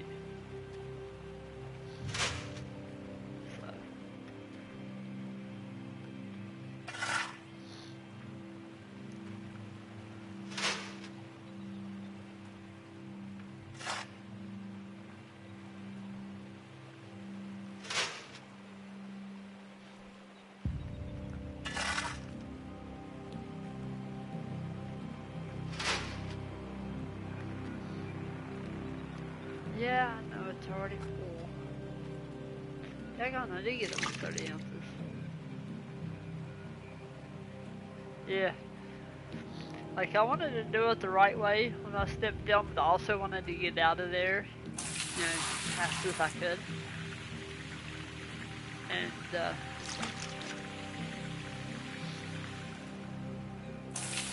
the thing is, even though I was in such bad headspace, I was so ready to quit. Like, after I told them I wanted to step down, and they approved it, I could feel like a huge weight being lifted off. And then I still left the area I was in, like, way better than I found it. Like, cause that was something I believed in when I took over. I was like, leave it better than you find it. Doesn't matter what you do in life, you know, always try to leave it better than you found it. And I still believe in that. I know some things I kind of messed up on that a little bit, but you know, I try to leave everything in good standing. So, and I asked him the other day, I was like, dude, I said, do you still think that night shift is the right fit for me? And he's like, yeah. He's like, you may not be as fast as, you know, some of my younger workers, you know, people that's been doing it for a couple of years. He said, but yeah, I do too. And he said, but I didn't really bring you on because of how fast you might be. He's like, I brought you on because of your skill sets. He's like, you as a lead, you know how to do, you know, this and that. You don't have to come find somebody like, hey, this is wrong, what do I do? And because if something's wrong, like, I'll just go fix it, and then at the end of the night, like, hey man, I took, you know, this was wrong, I fixed it. And like a lot of the overnight people that just never have to really do those sort of things on a daily basis, they struggle with it. So when he brought me on, like he hated that I left the position because I was good at the position I was doing. But he was happy to have me just because of my knowledge and skill set to do things that most people would have to come and ask him what to do.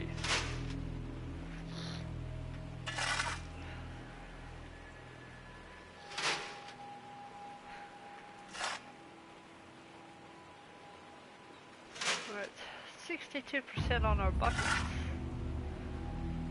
We get this one filled, all washed out, and go sell some gold. Man, I wish I could find 30 ounces of gold in one night in real life. That'd be freaking amazing. Like gold prices today? Yeah. I could pay my car off with that.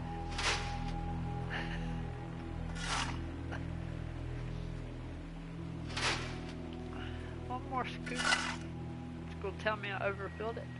It's alright. I'm an overachiever, what can I say?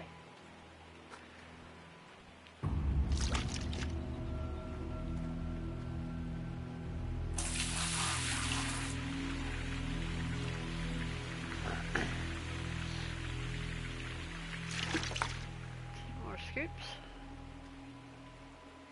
You're so close on paying your car off, I'm excited. Heck yeah. Well, when I had my truck, it was paid off. Then I got a 2012 Equinox. And I had it for about 3 years. And then right before, a couple months before I stepped up into the leadership role, I went and bought the Equinox I'm driving now. I wanted a new one, but they didn't have any at the lot I went to, and I really didn't feel like driving around from lot to lot to lot. They had one that met all the needs that I wanted. It didn't have the color I wanted, but it had the heated seats, the remote start, and a moonroof. Like that was my three biggest things that it had to have for me to leave with it. And it was 2018. It was low mileage, and it had everything I wanted, so I bought it.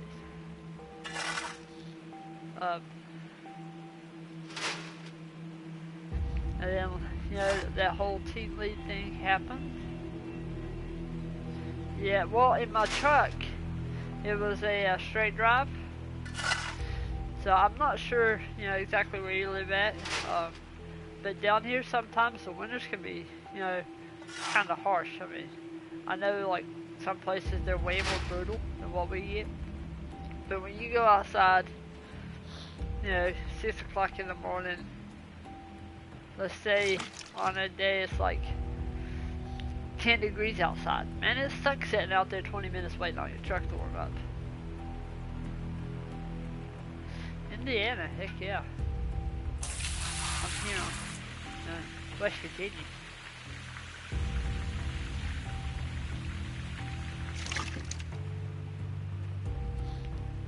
A lot of our winters are mild as far as snow, but we usually get some cold temperatures, and then sometimes like we don't get much snow, but we'll get some really bad cold fronts that come through. And there's been some days I went to work and it'd be like -5 with like a wind chill of negative 15 or 20. That's brutal when you don't have a remote start.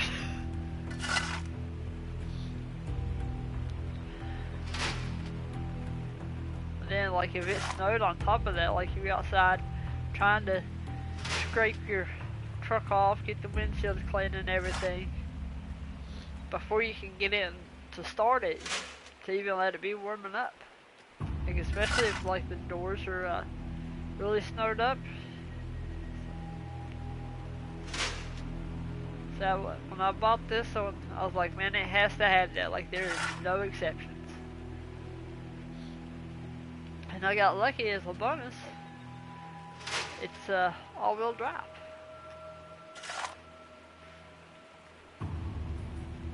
Yeah, pretty much.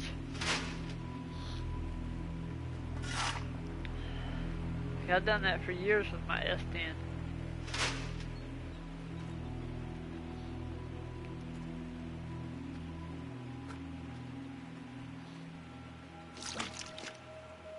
Alright, run my 3 buckets.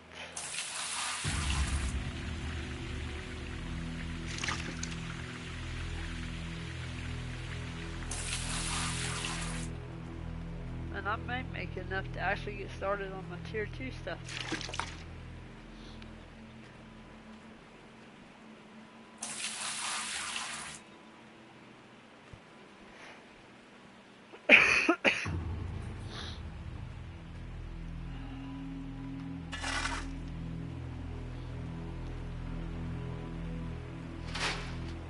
So do you know if, yes, it does. Like, I can be in the back of the store and use my Chevrolet app and remote start it from my phone. Like, I don't even have to be within eyeshot of it. It just has to be where it can get, I guess, satellite signal? Yeah. If you ever go buy a new car, hopefully you don't have to for a while, because I know you said you get close to getting this one paid off. Like, have a list of stuff you want. You go talk to them, like, hey, this is what I have to have. If you want to sell me a car, this is what I need. Like, my first 4 or 5 cars that I bought, I just took whatever. You know, something that looked sharp, you know. As I got older, man, I had to have heated seats and remote starts. That's not bad. 5 years old, 23,000 miles. It's not bad at all. Mine's a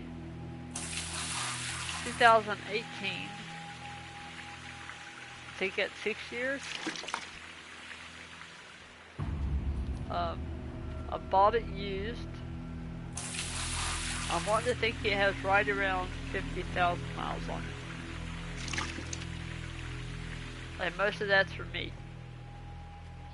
Yeah, brand new in 2018, right on. I got this one used in May 2 years ago.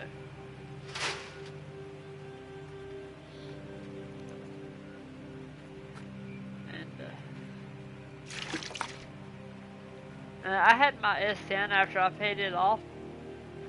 Until the wheels tried to fall off on me. Like, not literally. I mean, I did have bad ball joints and stuff at one point.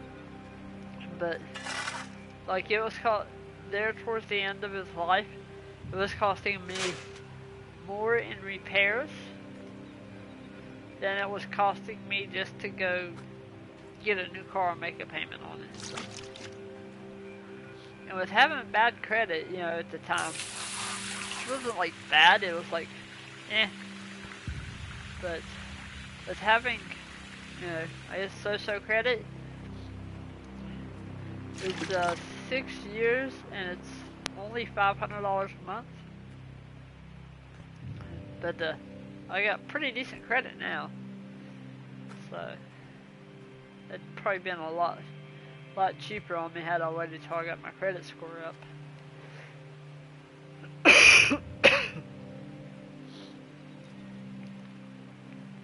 Yep. That's pretty much where I was at with my truck. It had blown an intake or a head gasket. I can't remember which. And I paid quite a bit of money to get it fixed. And then, Yeah, cause I was getting antifreeze in my oil and everything, and so I don't remember if that's intake gasket or head gasket, but I'm not really car savvy when it comes to mechanics. And it was fixed for maybe a couple months, and it started doing it again, and like I'd paid quite a bit of money to get it fixed. Labor ain't cheap, neither was parts. Right, looks like we can go into town, make some monies, buy some stuff. Turn the lights on. Hopefully I don't blow a tire. I get a little crazy when I drive.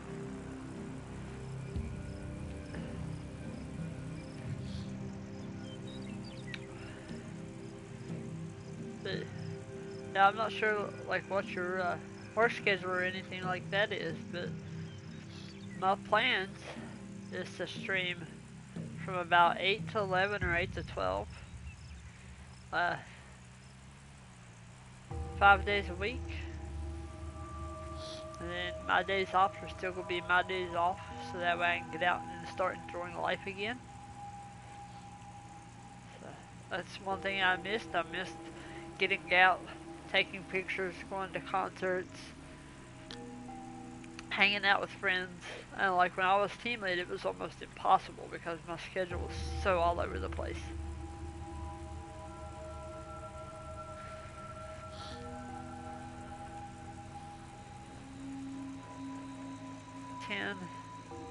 To 6 Monday through Friday, right on.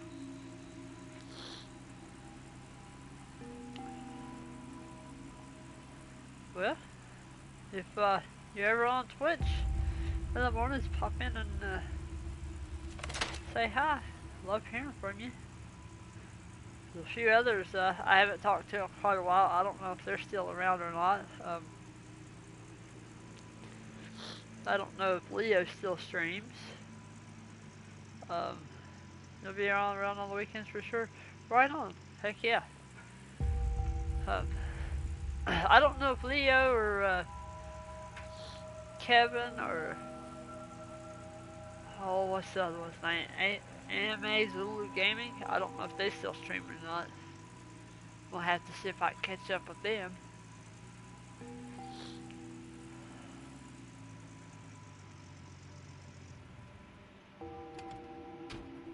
Yeah, me too.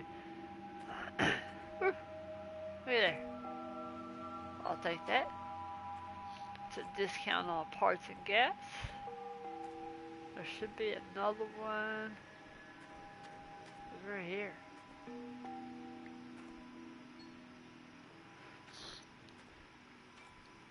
Man, my favorite thing about streaming is like when I get to know people, I can just sit and talk for hours to people I know.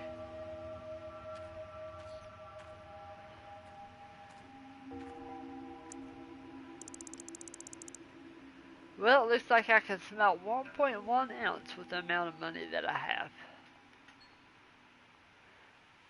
So, it's like 14 minutes of in-game time. And it's, I'm not sure what the time scale is. Yeah, me too. So here, you, Kevin,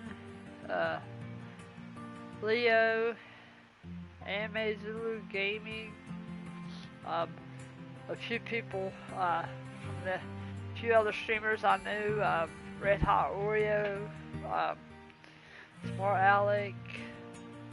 Oh, I met a bunch of people just through hanging out in streams. Like I didn't even have to be streaming. Like I go to some streams and get to know some people. Man, you talk to them almost every day. Like when I was on Twitch a lot, like I would talk to some streamers, 5 or 6 times a week for a couple of hours a day. And like you feel like you really get to know people.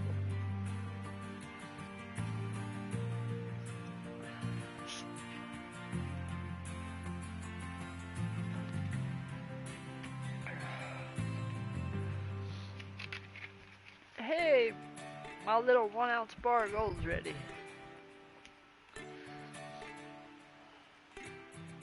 Can't smell it anymore, I don't have any money. Throw that in the back.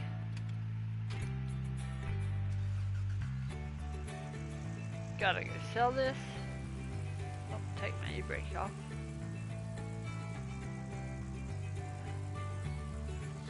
One thing I like about this game, even though it does have some times where it has to load in and you'll get the little loading screen because you're moving faster. It's this right here. Oh, that sounded way loud. I hope that wasn't too loud. I can't hear it. I love to drift this old truck. Super fun. Hey, what was that? Is there something on there?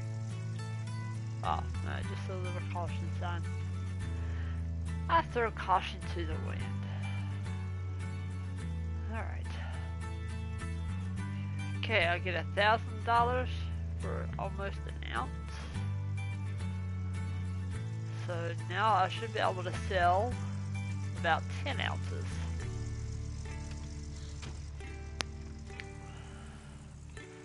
Then you go back and sell it. Oh, wrong way. I gotta watch it though, because your tires slowly wear down over time. I'm pretty sure drifting speeds that up. But I also like bounce off a lot of things. And I've blown a few tires in this game.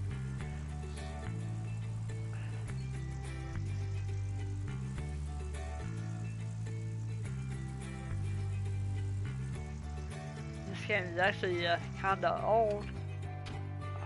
Turn that off, I don't want a dead battery. But I just discovered it. Yeah, like you can blow a tire.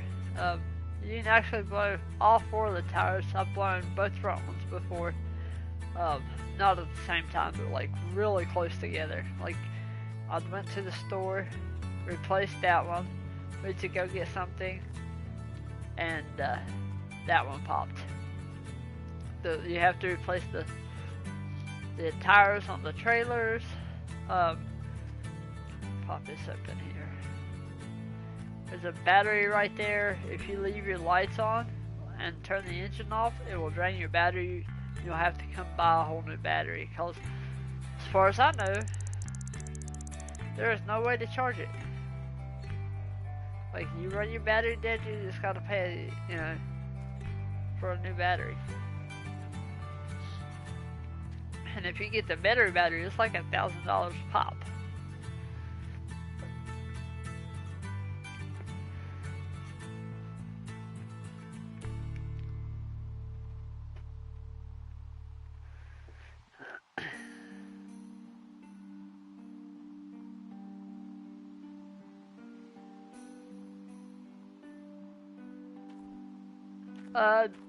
Not really. There's a little tent that you can go into. It's got like a little tablet. Once you unlock it, there you can buy stuff from the shop from. And then once you can walk in it, and, set stuff on the shelves or whatever. But there's a little camper that you walk up to if you want to sleep. Then you just walk up to the door and you can sleep. But like you don't have a house that you can go into or anything.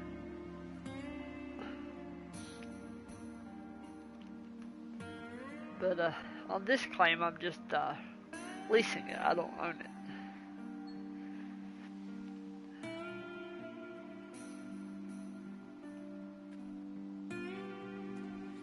Go sell this one,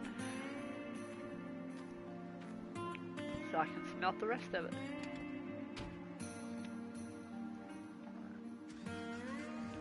So of that 30-ish ounces that I had, after losses and cost to resmelt, it would be closer to 25 ounces.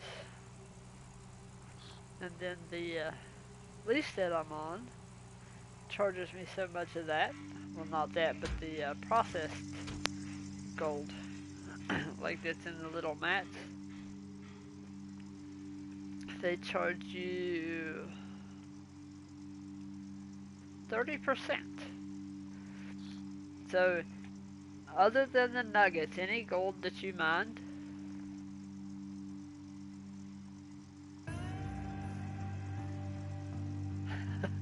so it's the same valid in gold digging to whoever smelt it, dealt it. I'm not sure. I know the blacksmith charges you. Um,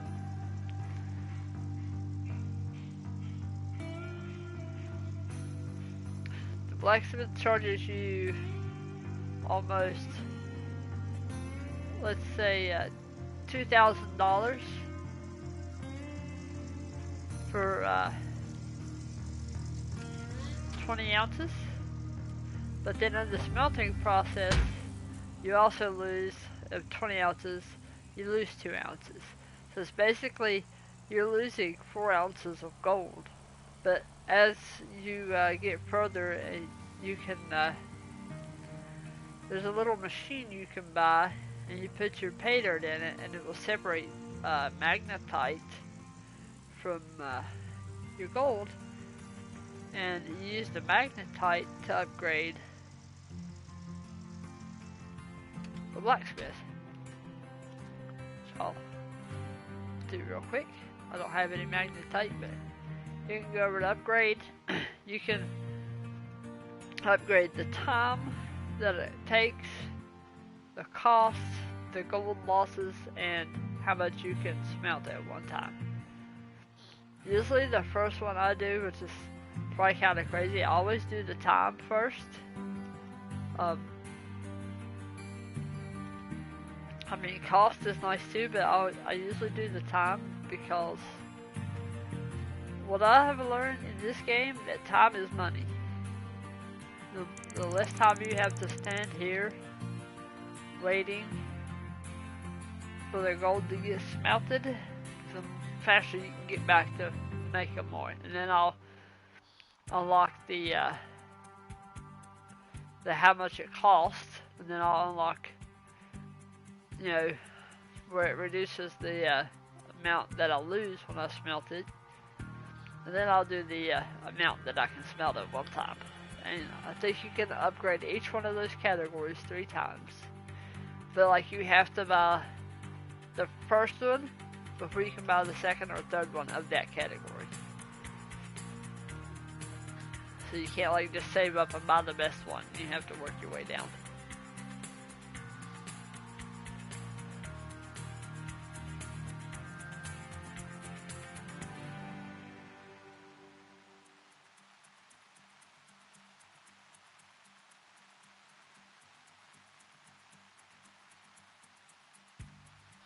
Come on.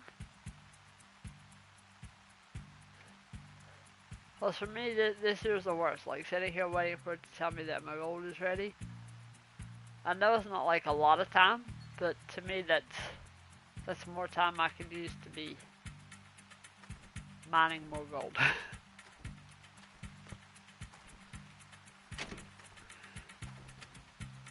Hopefully, I have enough to buy a few pieces that I want. Definitely gonna need some gas.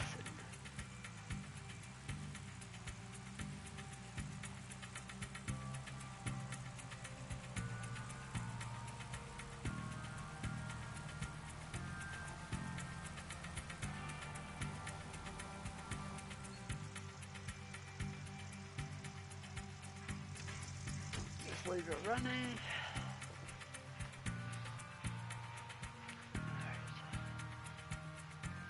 Sell. Yes. Like, as you can see, like, this is a 1-day value. Right now, it's $1,222 per ounce. Earlier,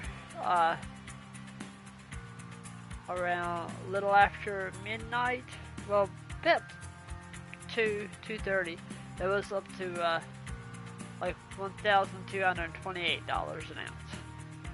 And that's not a lot at first, as you're, you know, was you don't have a whole lot of ounces. But as you get the higher level equipment, yeah, you can. It's just, you know, however you want to do it. If you want to keep hand panning, you can wait. The best time to sell is winter, early spring, which is what it is right now, and late autumn. I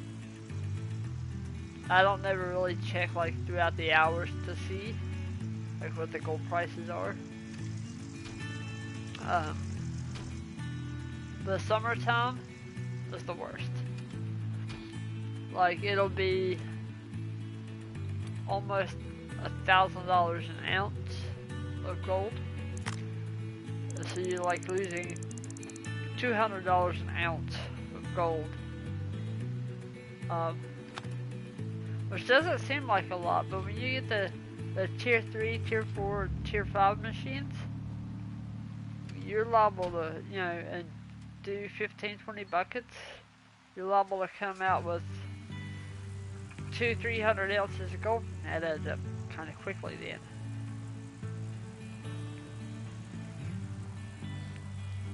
But you have to buy gas for your truck, you have to buy gas for your machines, and your equipment.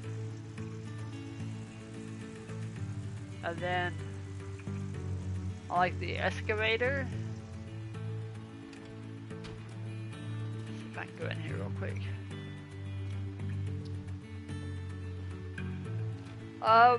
Basically, your whole goal is to become rich. So get like tier 5, get the best, you know, spot that you can mine on, and just make as much money as you can. But it's kind of grindy because like all you do is dig gold. But when I'm sitting here in the mornings with nothing else to do, it passes the time. But on the excavator, you'll have these little teeth that can break. They're $68. And if you get the better ones, they're $500. Then you have these little gears. For the cheap one, it's $100. For the expensive one, it's $1,000. But they also have better durability. They last longer. And like you also have to replace little pieces of track if it breaks. Like if a little piece of track breaks, you have to come buy a piece of track and replace the track. Like there's a lot of parts. You have hydraulic hoses that combust. Here's the truck tires, trailer tires, and reinforced. The reinforced pickup truck is $2,873. The regular truck tire is $359. I usually buy the regular truck tire. Oh yeah, the regular battery is $100. The reinforced battery is $821. And what's wild is not only does the price of gold change, also does the price of machinery change. The closer it gets to summer, to where more people are mining because it's easier to mine in the summer, the more expensive the equipment becomes. Like this little thing right here, it's $20,000 right now. If you would wait until summer, it would be $35,000 for the same piece of equipment. But you can also rent some of them. I don't know if you can rent like these machines. Well, I think you can after like, because I know on my normal mode I can rent it. But I'm gonna buy this wave table. Maybe? Yes? No?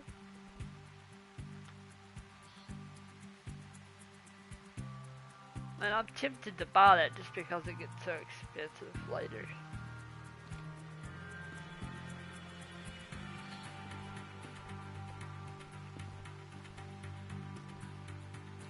I might come back for it after I process these buckets.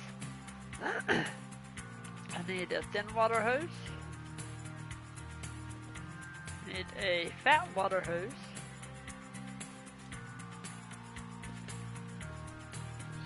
I need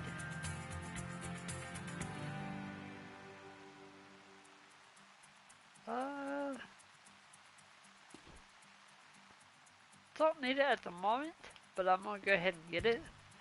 And see here, I need my pump. Same with the generator. I don't need it at the moment, but I'm gonna go ahead and buy it so I have it.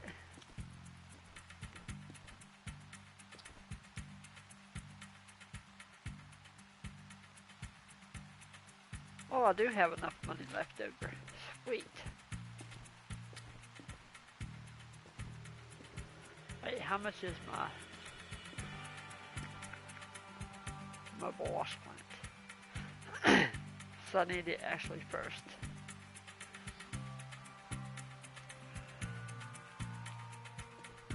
Cool.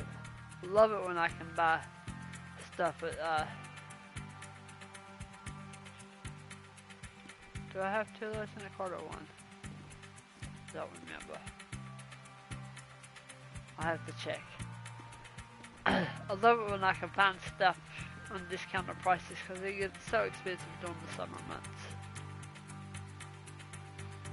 Okay, so I got the mobile wash plant and the gold nuggetator. Order. Didn't take long to go to $30,000. So here I have 4 buckets. Go ahead and buy 6. And I need 1 of those.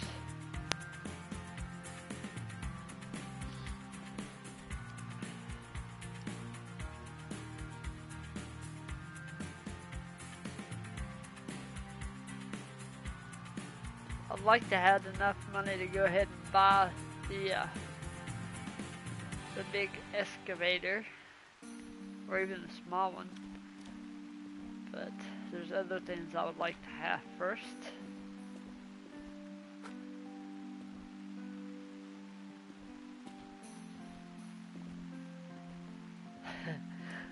Yeah, I know the bakery at Walmart has like a bunch that they pretty much throw away every day of icing and stuff for like the cakes.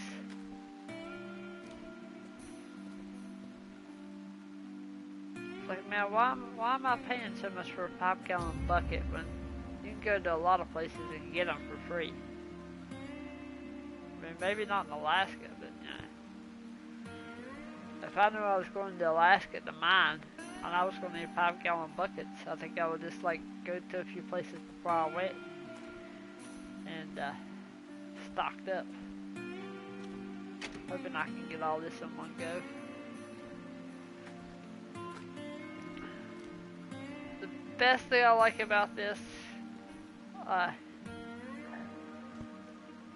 game is I can haul so much stuff on this truck that should fall off, but it doesn't.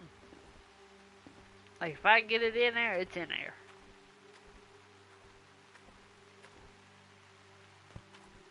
That one, maybe. Oh, it can, but like if you get it,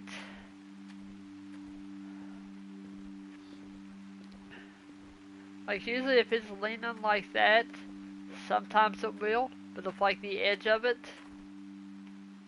get in there.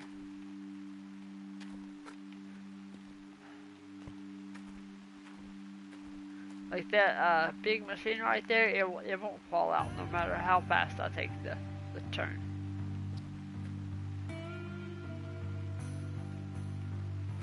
Oh, I don't want to do that. Put that back. Pick up the whole thing.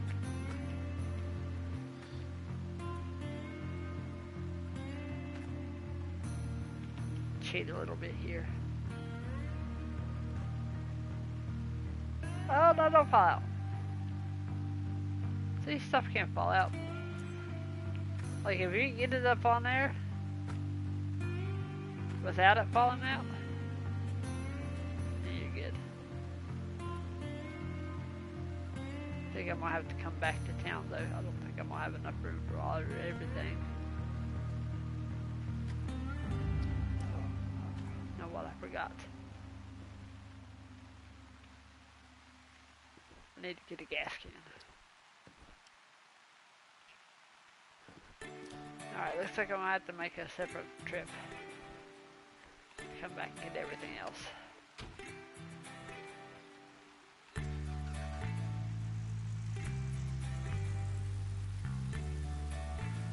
You gotta watch that fat hose. I don't know if it'll fall off or not. Especially the way I drive. I drive like a madman.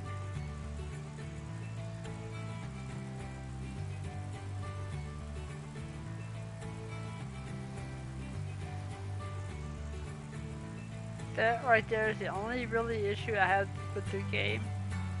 Is like when it loads, like because it's like loading in graphics or whatever, and when it saves, it just completely stops the game.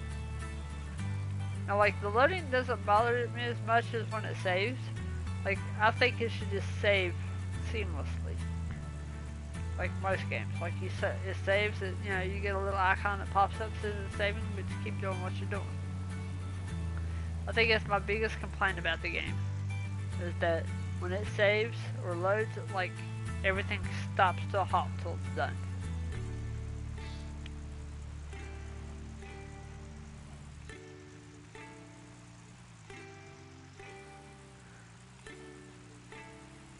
Can't believe I got that one piece of machinery. Such a great deal.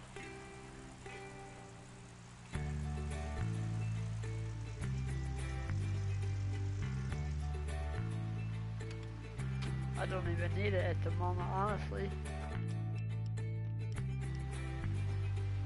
I mean, it would have been nice to use it on the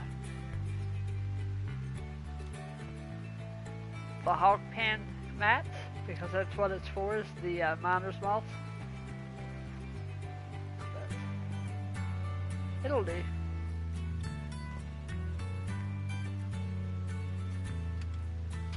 Okay. Everything else for now. You got that little shed there, that little shed.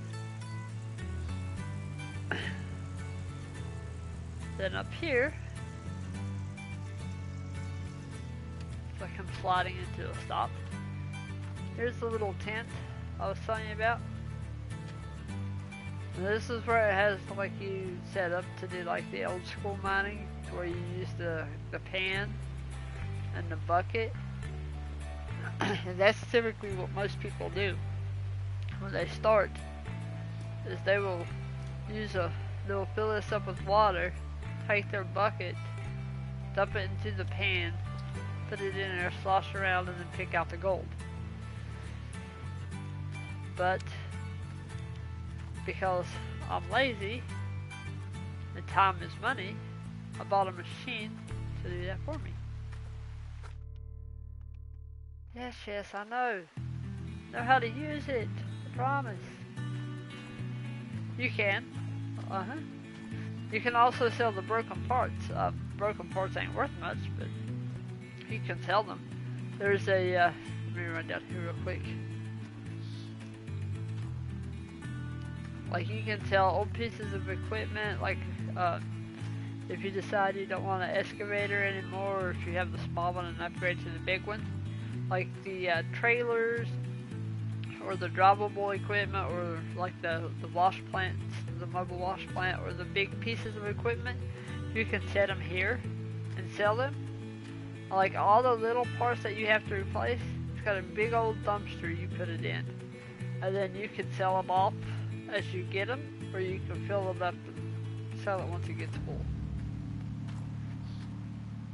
Like it's super detailed, and Like, you have to prepare for summertime, because this little creek in the summertime will dry up. There'll be no water here. So you have to make sure you have a water source for summertime, but then in the wintertime it will freeze over.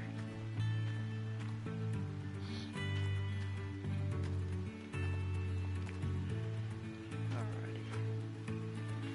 Get you out. Should have grabbed that little filter. Okay. Dude, I know. I'm not new. I promise. I got another save.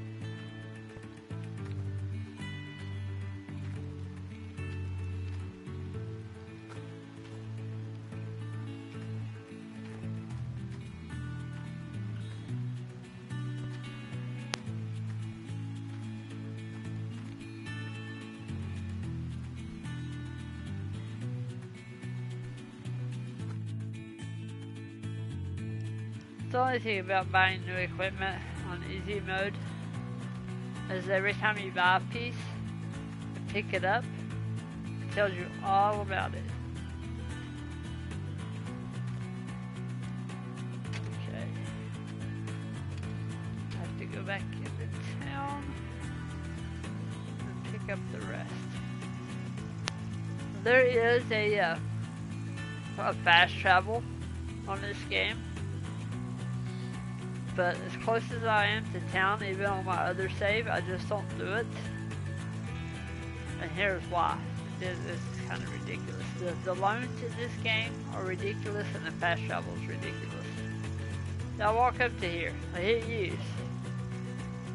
I have to pay $200,000 just to unlock this fast travel point. So if I want a fast travel place at the blacksmith, that's another $200,000. If I want one at the factory, that's another $200,000. If I want one next to the hotel, that's another $200,000. If I want one at each site, it's $200,000 per site. And it's like, it's stupid. And that's like why I struggle on my other save because of the loans on this game. I guess, you know, loaning money to a gold miner is kind of a risky thing. But I mean, it is so ridiculous. Like, if you take out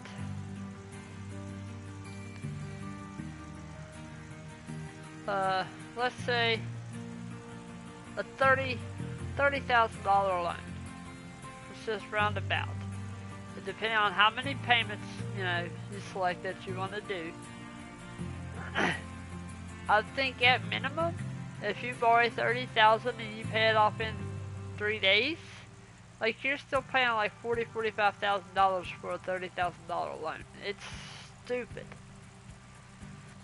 So I refuse to use loans, and I refuse to do fast travel points, as I do believe time is money, but I think that's just a little too much money to get from one place to the other. And I mean, if I was doing this for reals, like, there'd be no fast travel. I'd have to drive this shit.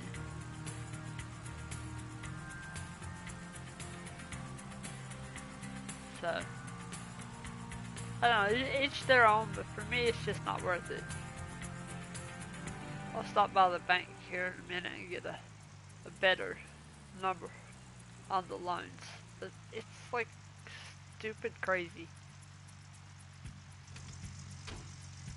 Just leave that running, I'm not going to be here but a minute.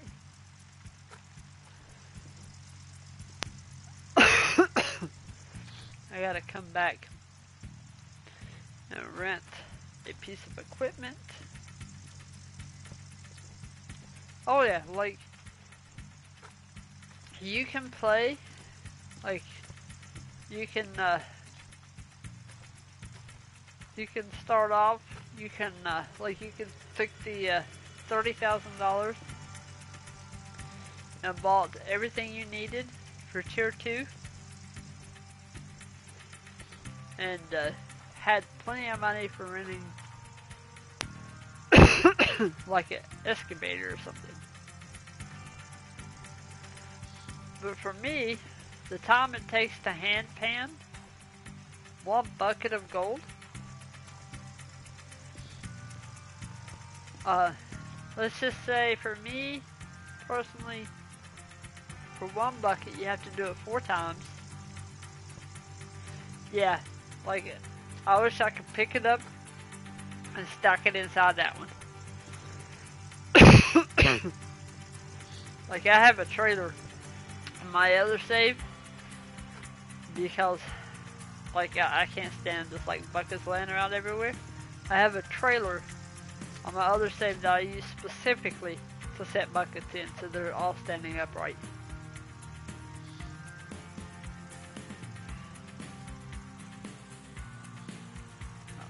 Let's see if I can back into this mobile wash plant.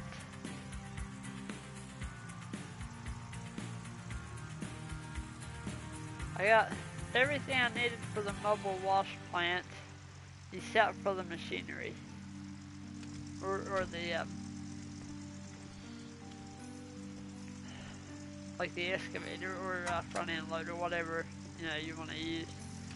I typically use the big excavator. The little one takes a lot more time to use. I mean, it's cheaper, but again, for most things, for me on this game, time is money. But it's not everybody. But yeah, I mean, you can play it any way you want to. Like, you can take that little hand panning station, and you can pan all the gold out of it, like all the dirt, before you ever move on if you wanted to. And that way you can just jump straight into, you know, almost having enough money for, I don't know if you'd have enough, but you know, you'd have a good start on tier 3 equipment before you ever move to the other side.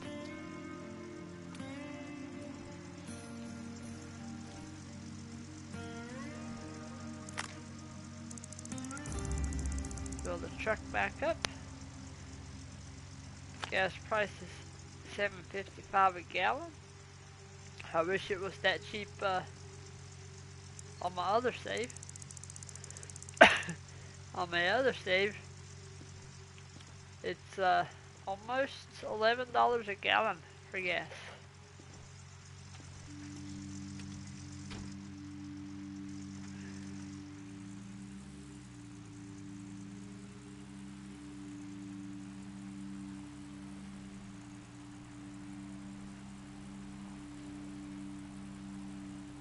But on my other save, I've also learned like a lot of hard lessons. I just done this save just so I can stream it. Everybody can kind of follow along if they want. But I left some removable parts on some equipment, like the tier 3 equipment, during the permafrost, because at the end of winter you have to go stay at a hotel because you can't mine during the permafrost. You can't do anything. And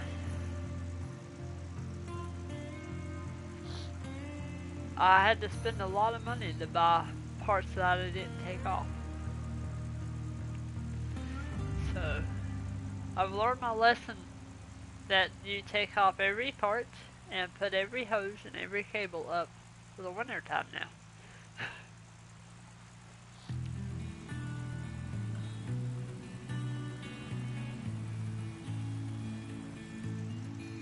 Ooh, that thing slides around crazy.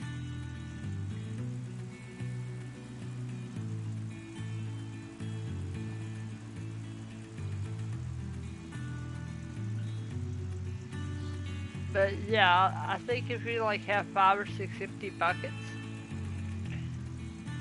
you should be able to stack them inside of each other. It's called way less clutter and way less mess. I've seen some people who play this game, they have like 80 or 100 buckets or more. Dude, they got buckets everywhere. Like, when they pull up to their, like, buckets, like, there's, like, loads of buckets. Just scattered about. Like, in no specific rhyme or reason. It's like they do this right here, they pull it out, and say, over there's gonna be their bucket spot. That's what they do. I like a whole pile of them. I don't have OCD or anything, but still I like things neat.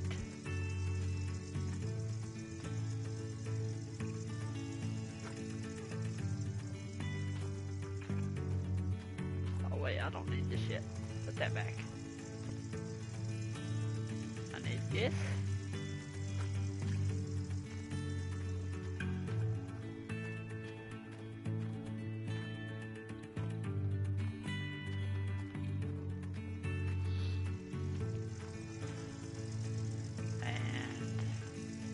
This? Okay, yep, I'm aware what the jerry can is. I've known what a jerry can is and what it does for quite some time before I ever played this game.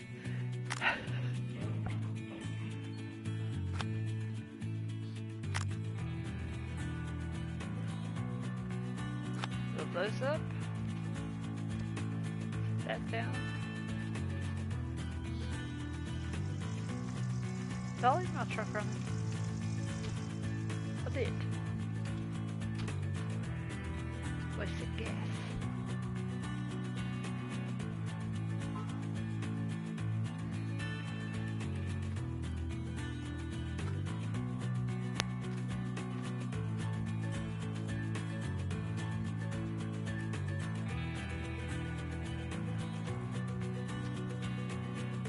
So we're gonna maybe. Come on. Put that there.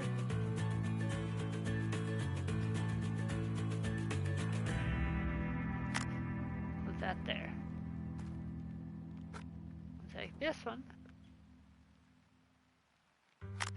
Put it there.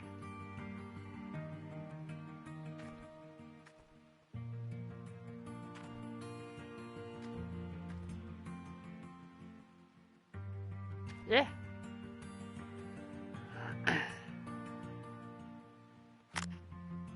Like those power cables and the hoses, man, just run your arm through them, you know?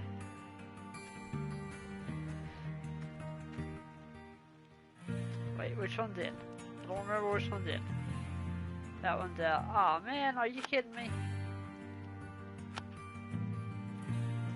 On that back up for a second.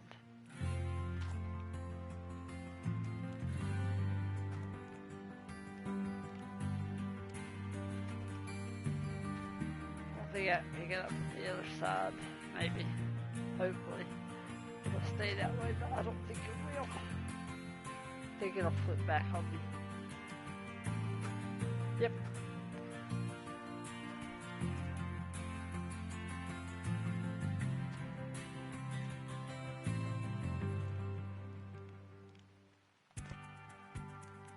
So I don't need it out.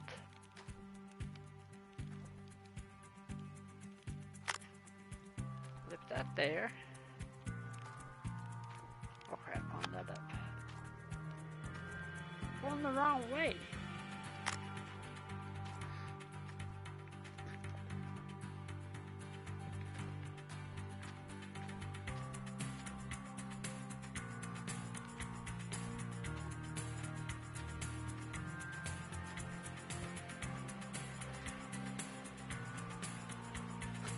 Now each one of these buckets, you would have to use the hand pan system. You'd have to hand pan them 4 times. Or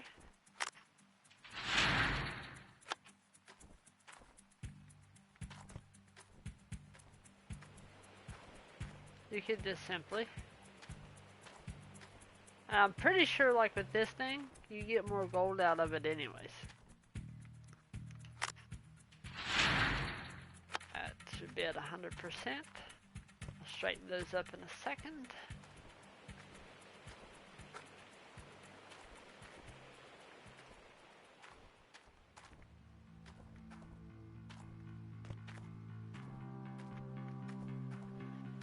hopefully with this, I'll be able to get the money I need to rent the machine. Alright. Oh yeah, I gotta hook this back up.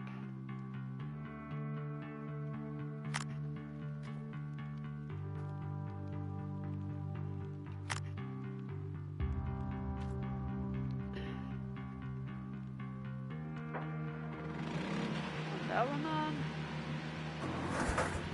Start that one up.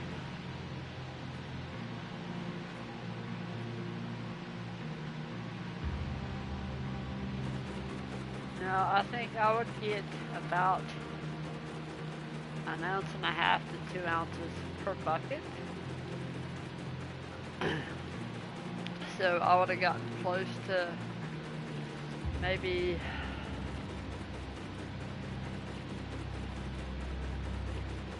I don't know, 6-7 ounces.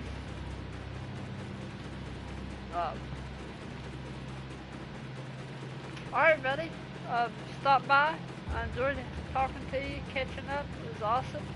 Appreciate you hanging out with me. And I'll catch you on the next one that you're able to pop in. Hope you have a good day, sir.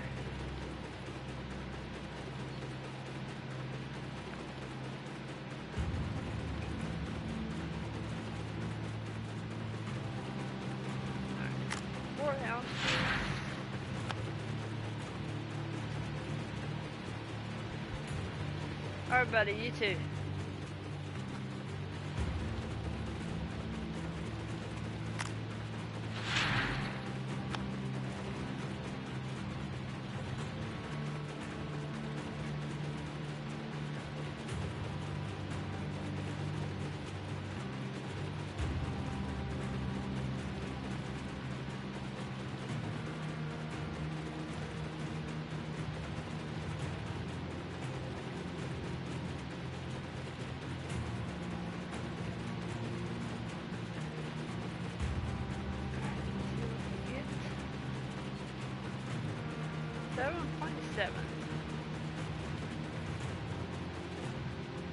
So that's a little bit better than what I get.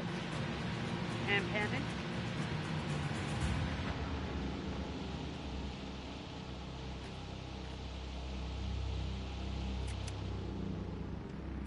That off.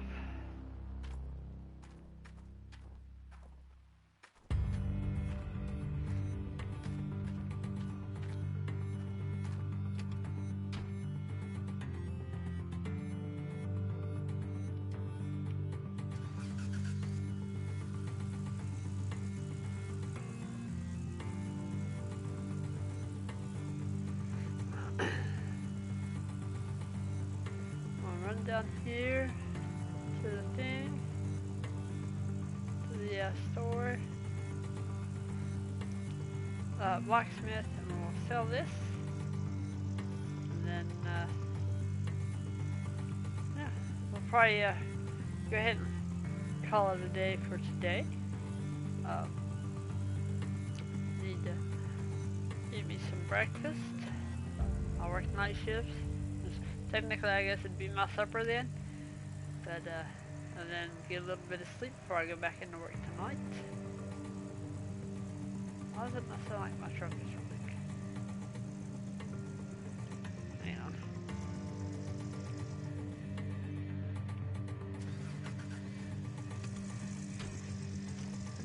Turning is just very low. Oh, that's right. I turned the volume down because it was kind of loud.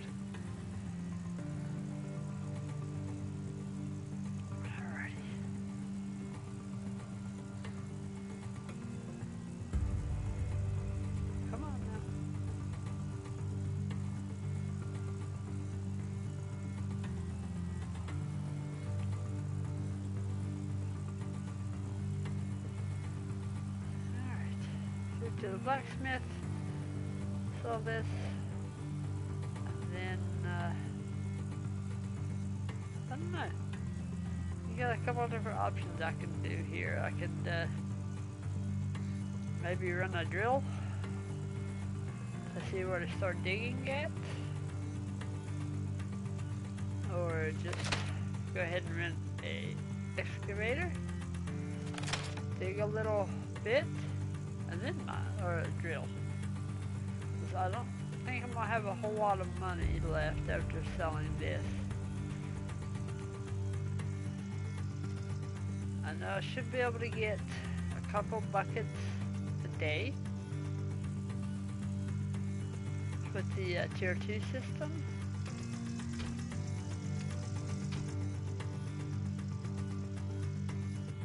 Well, about 4 buckets a day. And that's just on the daylight hours, like not mining all night like I done the hog pan. Sell that. I see I only have $36.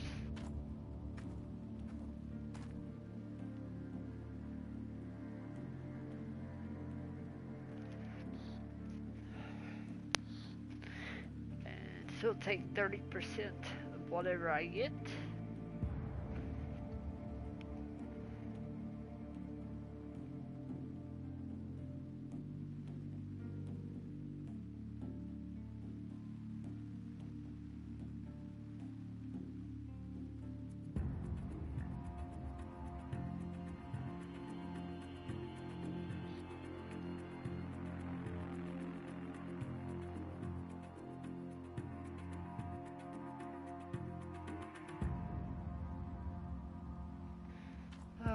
This is the longest part waiting on the gold to melt. Or smelt, shall I say. Let me grab me a drink real quick.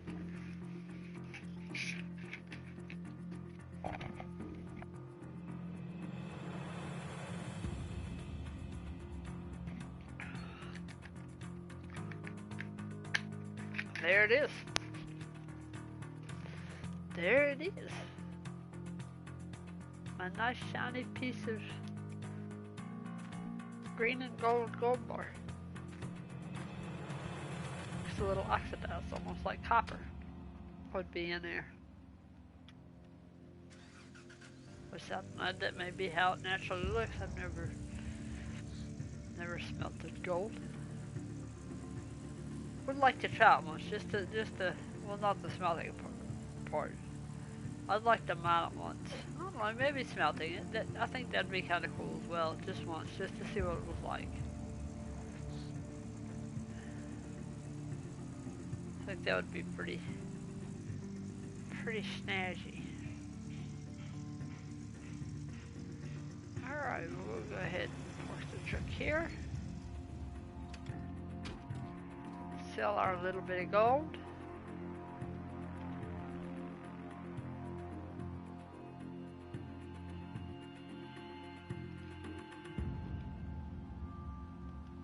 So we got 8,000.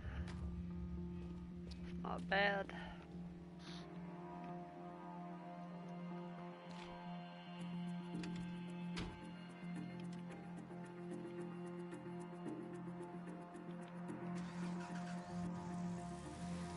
Alright, so I think I'm gonna head back to the claim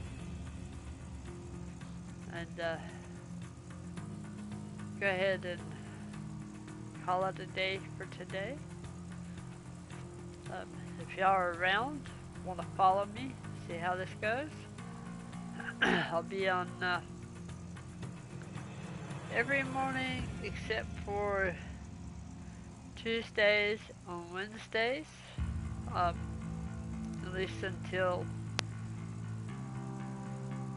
Alaskan Road Truckers comes out, and then I'll be switching to it for a while. But yeah, if y'all want to follow along, come back. I'll be on here every day, but Tuesdays and Wednesdays from 8 to between 11 and 12. It just kind of depends on how the night was or how much sleep I got the day before. Didn't get a super lot of sleep yesterday. got maybe, I don't know, 4 or 5 hours. I'm getting a little tired. Get me some sleep. And then hopefully if I'm able to sleep, a good 6, 7 hours, and tomorrow I can push it to 12. Usually try to get up about 12, and then that way if I want to eat anything, I can eat, and wind down a little bit, and then get some sleep. But appreciate y'all coming and hanging out. Hope y'all enjoyed it. And yeah, I will see y'all tomorrow if you're here. And hope y'all have a great day. And laters. Have a good one.